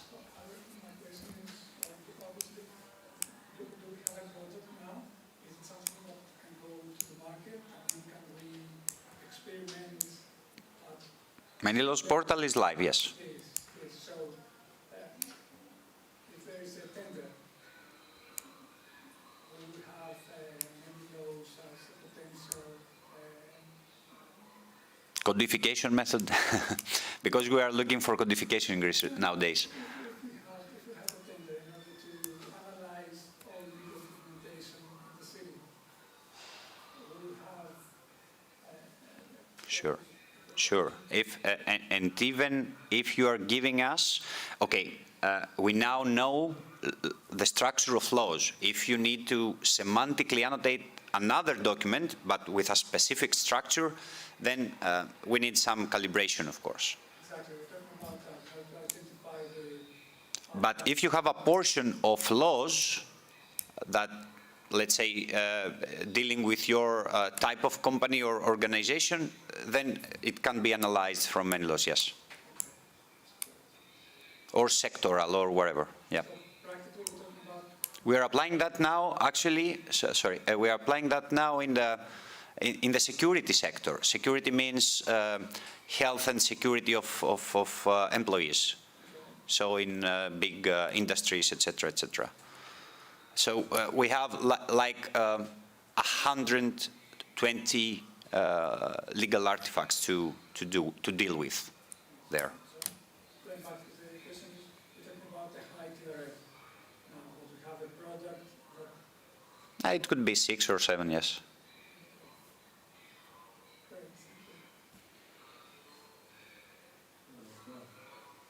My question is about, I noted that in the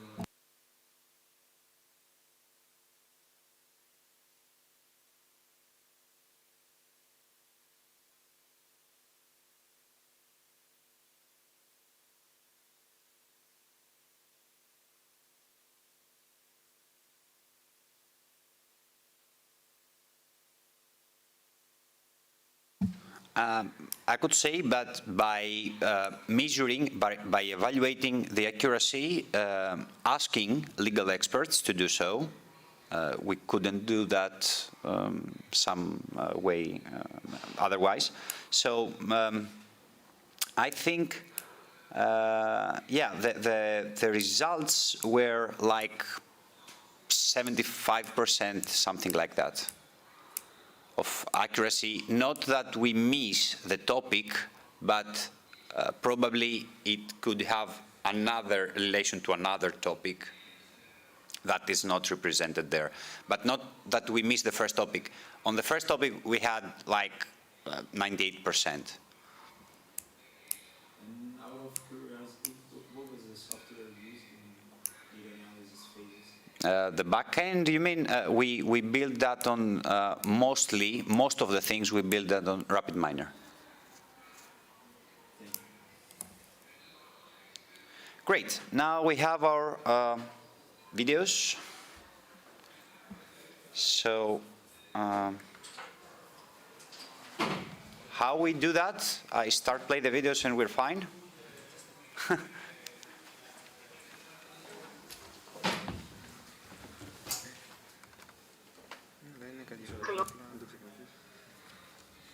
Okay. We have Miguel from ISA, so it's our first presentation. Miguel Alvarez Rodriguez.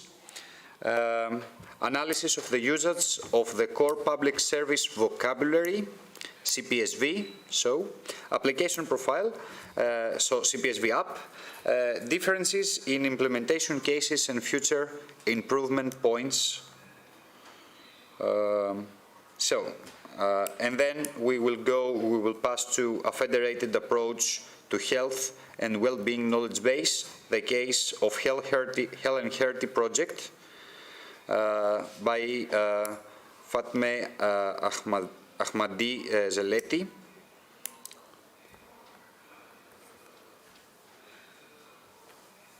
Good afternoon. Welcome to this paper of the ISECOP 2021 conference. We are presenting the paper called Analysis of the Usage of the Core Public Service Vocabulary Application Profile. My name is Miguel Alvarez Rodriguez and I work for the European Commission for the Directorate of Informatics. I'm one of the 3 contributors. Hello everyone, I'm Florian Bartholomé from PwC and I'm working as part of the Technology Consulting Department together with Miguel. Hi all, my name is Alexandre Beaufailly. I'm a senior consultant within Technology Consulting of PwC Belgium. Thank you. So basically today we are presenting the findings of this report, part of the ISEScore former program, Catalog of Service Action. In this project we have implemented along with member states a common public service vocabulary application profile, the so-called CPSV-AP, to help public administrations to catalog their public services and to describe the information needed by the citizens, by the businesses, but also by the public administrations to get information about public services. Thank you, Miguel. And before diving into the methodology and results of this paper, let's have a quick look at the context. Because basically in today's world, we are expecting as citizens and businesses to find and understand information easily, to have it in our language, and to find it from any device we might use. And for public administrations, it actually raises several challenges. For example, there are lacking descriptions. Where are the descriptions from the plethora of public organizations we have in Europe? Where can I find it? How can it be exchanged? And is this information at a similar level of granularity or in the same language? And finally, can this information be easily structured and exchanged in similar formats? To better understand these challenges and the role of CPS VAP that Miguel introduced, let's watch together a nice animation. The European Union is home to a lot of different people, all with their own plans and dreams to work or study abroad, or to simply renovate their home. The governments of the European member states can help achieve these dreams and goals. But in a fast-paced and rapidly changing Europe, it isn't always easy to find up-to-date information about what support is available. Take, for example, Ana, a successful Spanish businesswoman who wants to expand her business and open offices all over Europe. Ana, however, has a lot of questions. How do the tax systems work? What are the local labor laws? Where does she need to register and get permits in these countries? Ana is confused. Finding information isn't easy. In Europe, the information is spread over different government sites and portals, often in the language of the original country, with their own structure and logic. How does Ana know where and how to look, and what the right information is? What if there was one place where businesses, organizations, and citizens could find all the information they need on public services at a glance? Just imagine there was no need to visit all these different websites with their unfamiliar layout and language. And it's possible, but first information needs to flow freely between public administrations. Public administrations provide information to citizens, organizations, and businesses. They all have their own methods and provide information in a way that is familiar and understandable for their citizens. But problems arise when one public administration wants to exchange data with another administration. Because everyone has their own method, the data needs to be formatted differently before it can be exchanged. This creates a spider's web of connections. It involves a lot of work, is a nightmare to keep up to date, and causes overall confusion.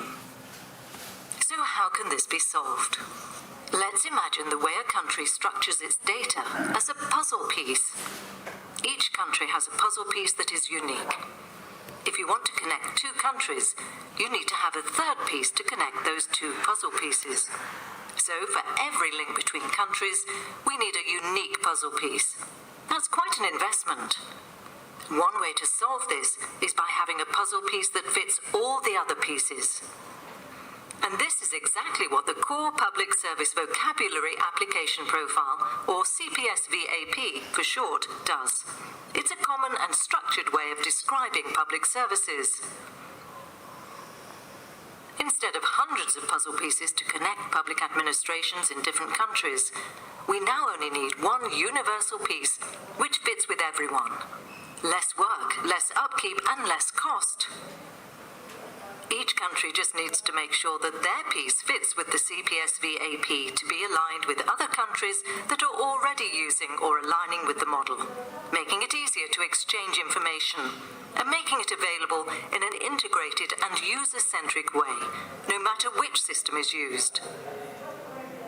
When Ana wants to look for information on starting up new businesses, she will find everything readily available. Every country can now share information easily, making sure that organizations, citizens, and businesses are always up to date with the latest developments in public services. With the information at her fingertips, Ana is now able to open businesses all over Europe.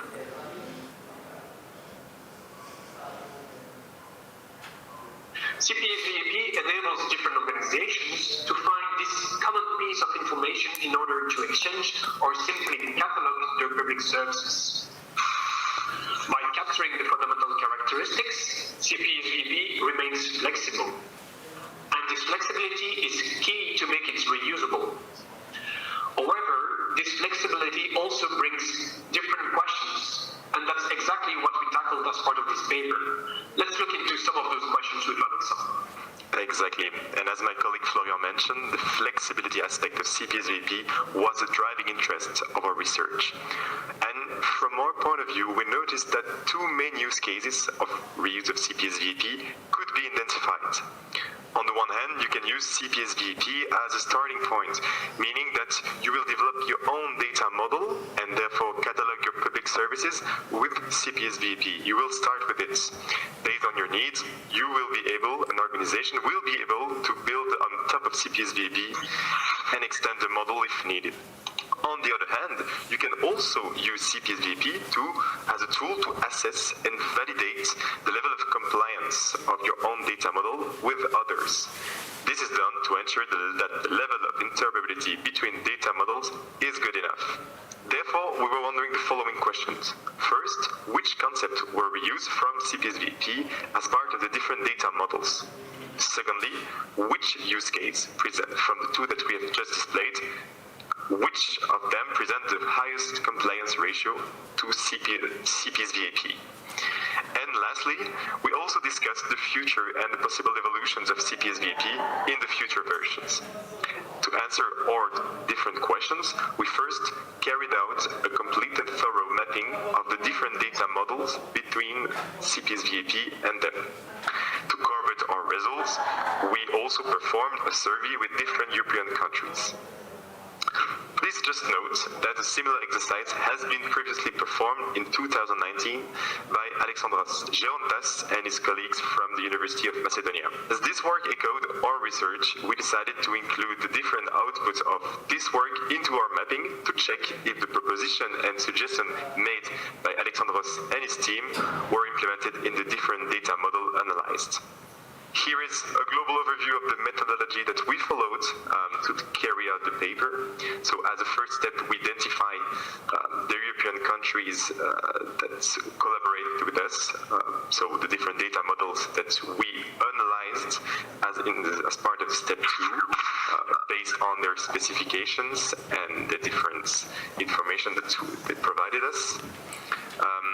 Our analysis led to the comparison, the mapping itself with CPSVP, and as a final step, we assessed and aggregate the result of the match rates between the different data models and CPSVP, and that's what we will show with my colleague Miguel.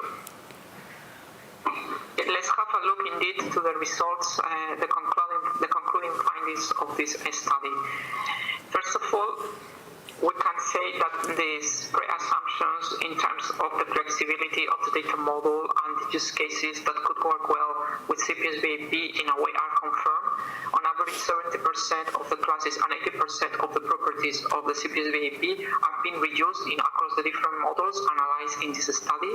However, we have seen that there is a cluster of classes and properties of the data model that are poorly reused. These are here shown in slide: public service data set, collection, opening hours, specification. These are concepts that are hardly reused across the different data models and requires further investigation. And finally, when it comes to the use cases analyzed, what is the level of compliance? It's confirming what was presented earlier on by Alexandre. Those data models taking the CPSVP as the mother specification on the baseline specification, they are getting a high compliance ratio as opposed to those data models that were defined totally decoupled and independently of the CPSVP.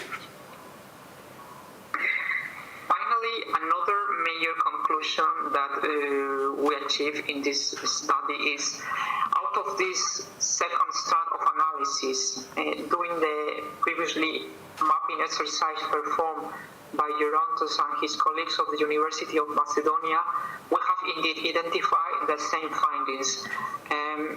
There are a lot of classes and properties that are present across across the different data models we analyze, confirming that indeed these are classes and properties that are very much needed, and classes and properties that on the other side can be found in the CPS-VAP. So here we have clustered these properties in three major classes: channel, evidence, and public service. However, we have to notice that the concepts around the feedback class were not used in the data models that we analyzed, as opposition to the proposition recommended by Gerontas as a suggestion to be added to the CPS-VAP. Probably that will require also some analysis, further analysis from our side. So, similarly to past years, where we looked into how different technologies can be used by public organizations and how CPS-VAP can play a role in those technologies, I'm thinking about APIs, chatbots, etc. Today we are conducting an analysis and a study on natural language processing techniques and how they can be of interest for public organizations. So have a look or stay tuned as part of this action, and we'll share definitely the outcomes of this study by the end of this year.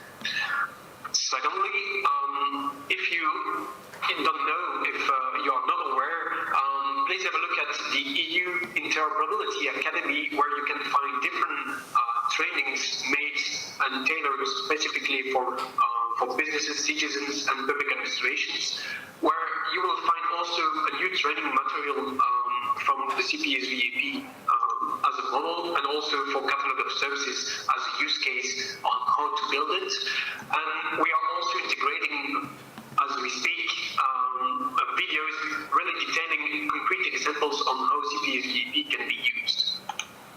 Later on, next year, we are looking into the option of creating a guidebook on how to implement CPS-VAP, so more for technical people, which could actually be a document with step-by-step descriptions on how to create a catalog of services with different tools, with a common model, CPS-VAP, etc. Finally, and that's very important, in 2022 we would like also to launch a major revision of CPS-VAP, simply because other core vocabularies have been reviewed which have an impact on CPS-VAP, but also all the different findings that Miguel described as part of his paper, and that would need also or would bring inputs to this discussion. So if you would like to raise some issues or participate into those discussions, stay tuned, but also don't hesitate to access the GitHub repository of CPS-VAP and raise your issues over there. Thank you very much for your attention. I hope that this was of interest for you, and if you would like to follow us, stay tuned on JoinUp or directly through our different communication channels, and you can find our contact details over here. Thank you. Okay, it was really interesting, but we cannot make any questions out of. No one is here to answer, so I'm moving quickly to the next. Hello everyone, this is Fatima Ahmadi-Zalati from the Department of Public Expenditure and Reform, the lead author of this paper. The co-authors are Helena Campbell and Rhoda Cairns from the Department of Public Expenditure and Reform.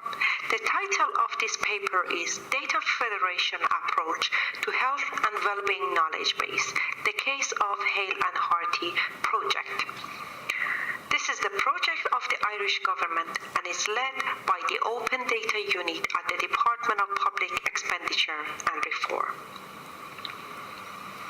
Hale and Harty is a collaborative project with project partners including Department of Public Expenditure and Reform, Department of Health, Fingal County Council, Central Statistical Office, Datalinks, Irish Data and Cloud Cluster. The project is funded by the European Commission's Innovation and Networks Executive Agency under the 2019 Connecting Europe Facility Telecom call.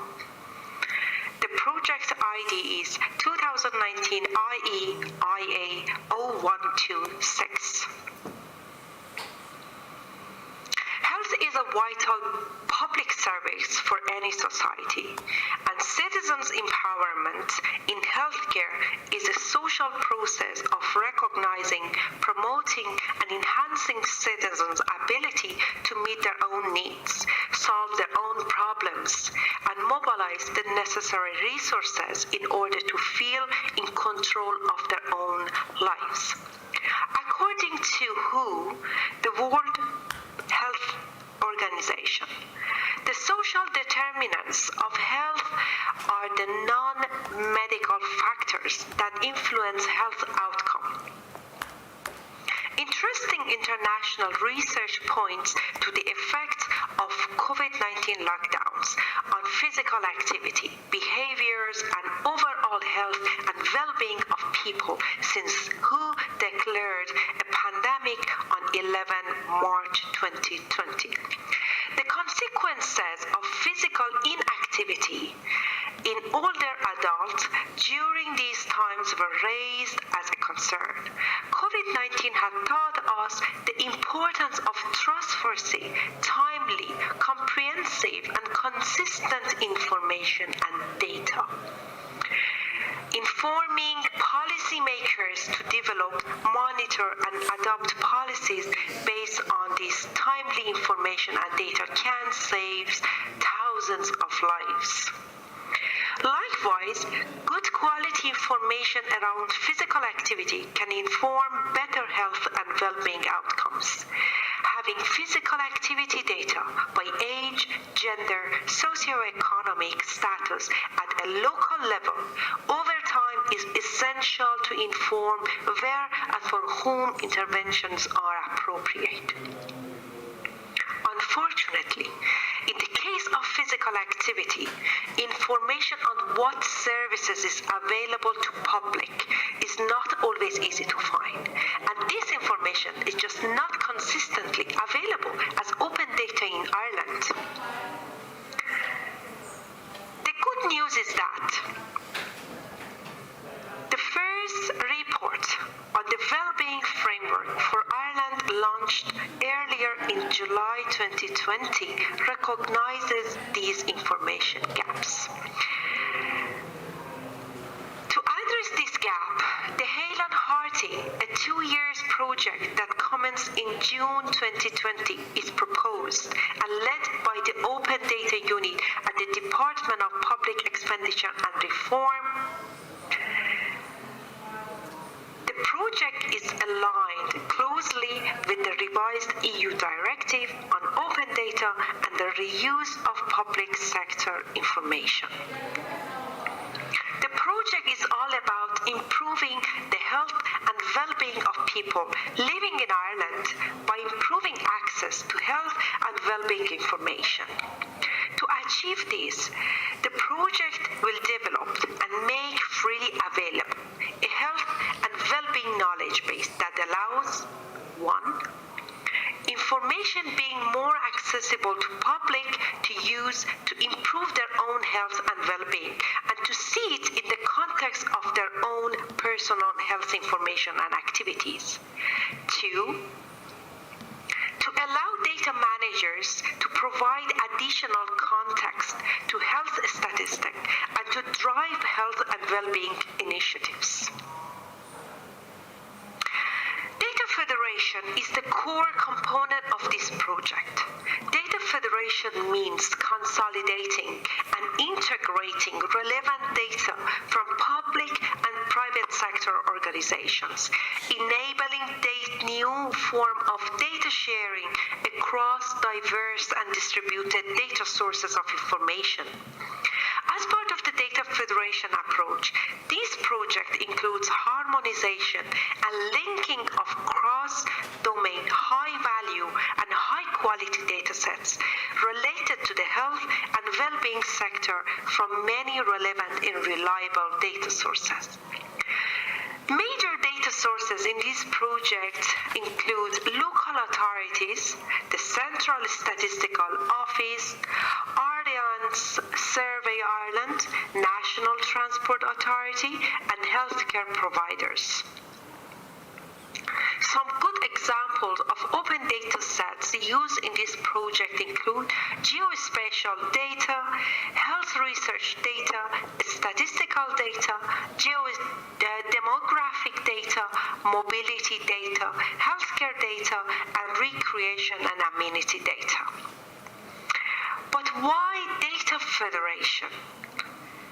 Data federation is important in the context of this project because linking relevant open data sets enhances potential of healthcare data, helping to produce new evidence, discovery of unknown health-related issues, and better understanding of health outcomes and healthcare delivery challenges.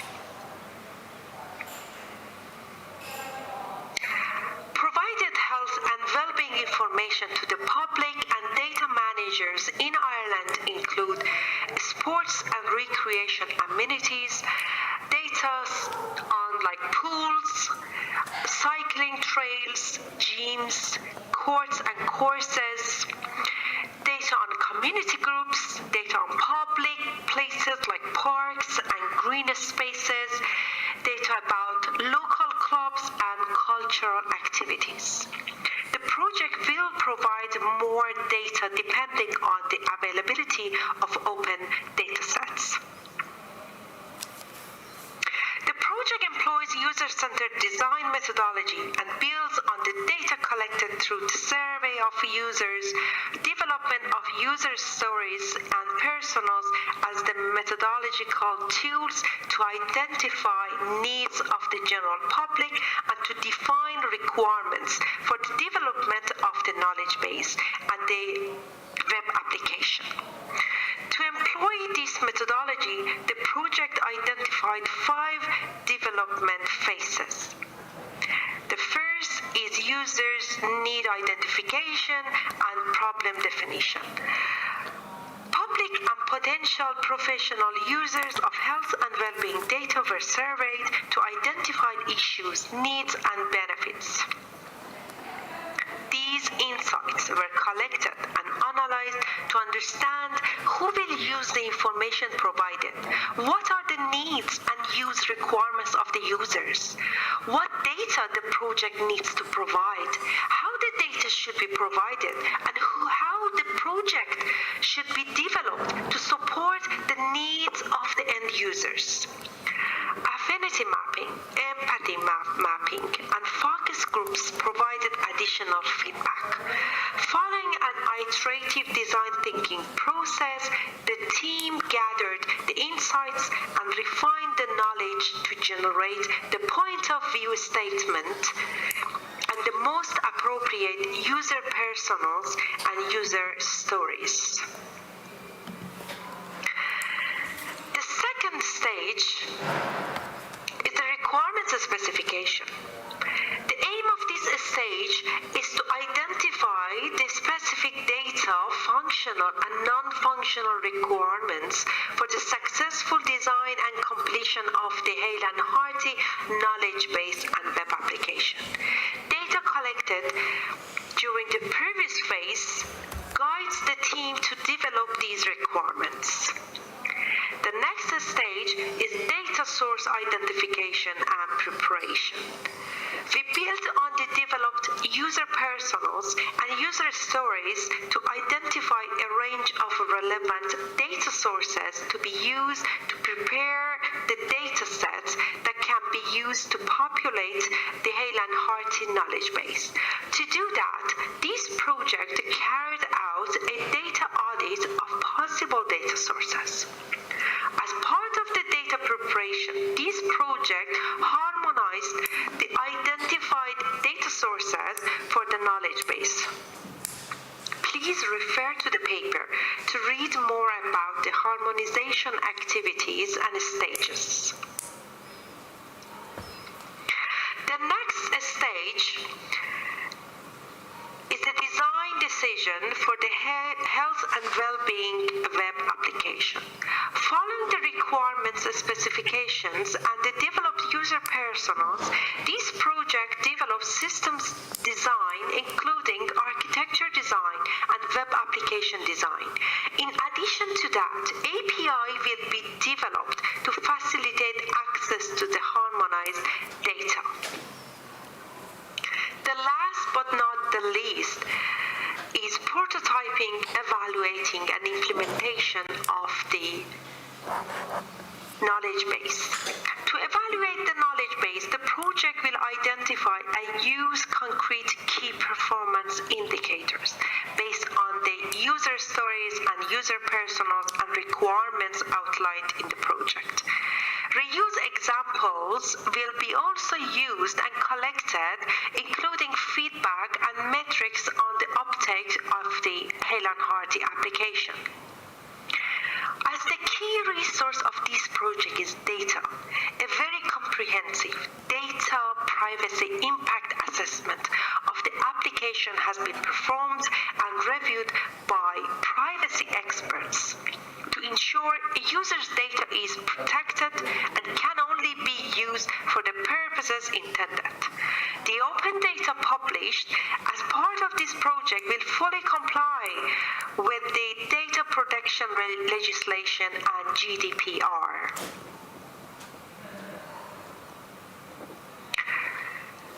Results of this project include a health and well-being knowledge base and a health and well-being web application that will demonstrate potential uses of the knowledge base.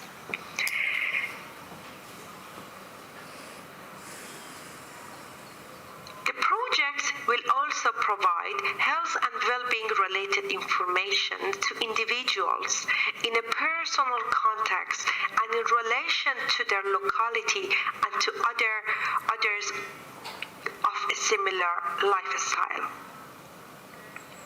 Earlier I have mentioned that data federation or harmonization is at the core of the Hale and Hardy development. Harmonized dataset will be available dynamically through APIs as well as via user-friendly interfaces, dashboards, and maps through the web application. Harmonized datasets generated through the Hale and Hardy project will be discoverable and available through the Irish Open Data Portal, data.gov.ie, and the European Data Portal, data.europe.eu. Research into open data publication standards accepted by the EU Open Data Portal will be conducted to ensure that the developed knowledge catalog complies with the accepted publication standards. To date, Hale and Hardy project completed development of the user personas, user stories, and users' requirements. The project completed identification of data sources. The project started a data harmonization process and commenced data publication. The project also completed clickable prototype of the knowledge base and the web application. The Hale and Hardy project will continue development of the knowledge base and the web application. In addition to that, to ensure people and to encourage people to use the Hale and Hardy application, the project will develop new gamification engine. Thank you for your attention and goodbye. So great. Thank you all for being here and for all your interesting presentations and questions. This was a nice opportunity to discuss and see concepts around development of innovation ecosystems, co-creating techniques, co-creation techniques, interoperability efforts, mostly by ISA Square, which is the responsible for that, and open data for innovative services, for building innovative services. So more discussion tomorrow, same time, same room, for the public sector and industry part 2. And yeah, in the meantime, you can discuss outside with the coffee break, wondering if there is a real difference between the keyword user centricity and co-creation. Have a nice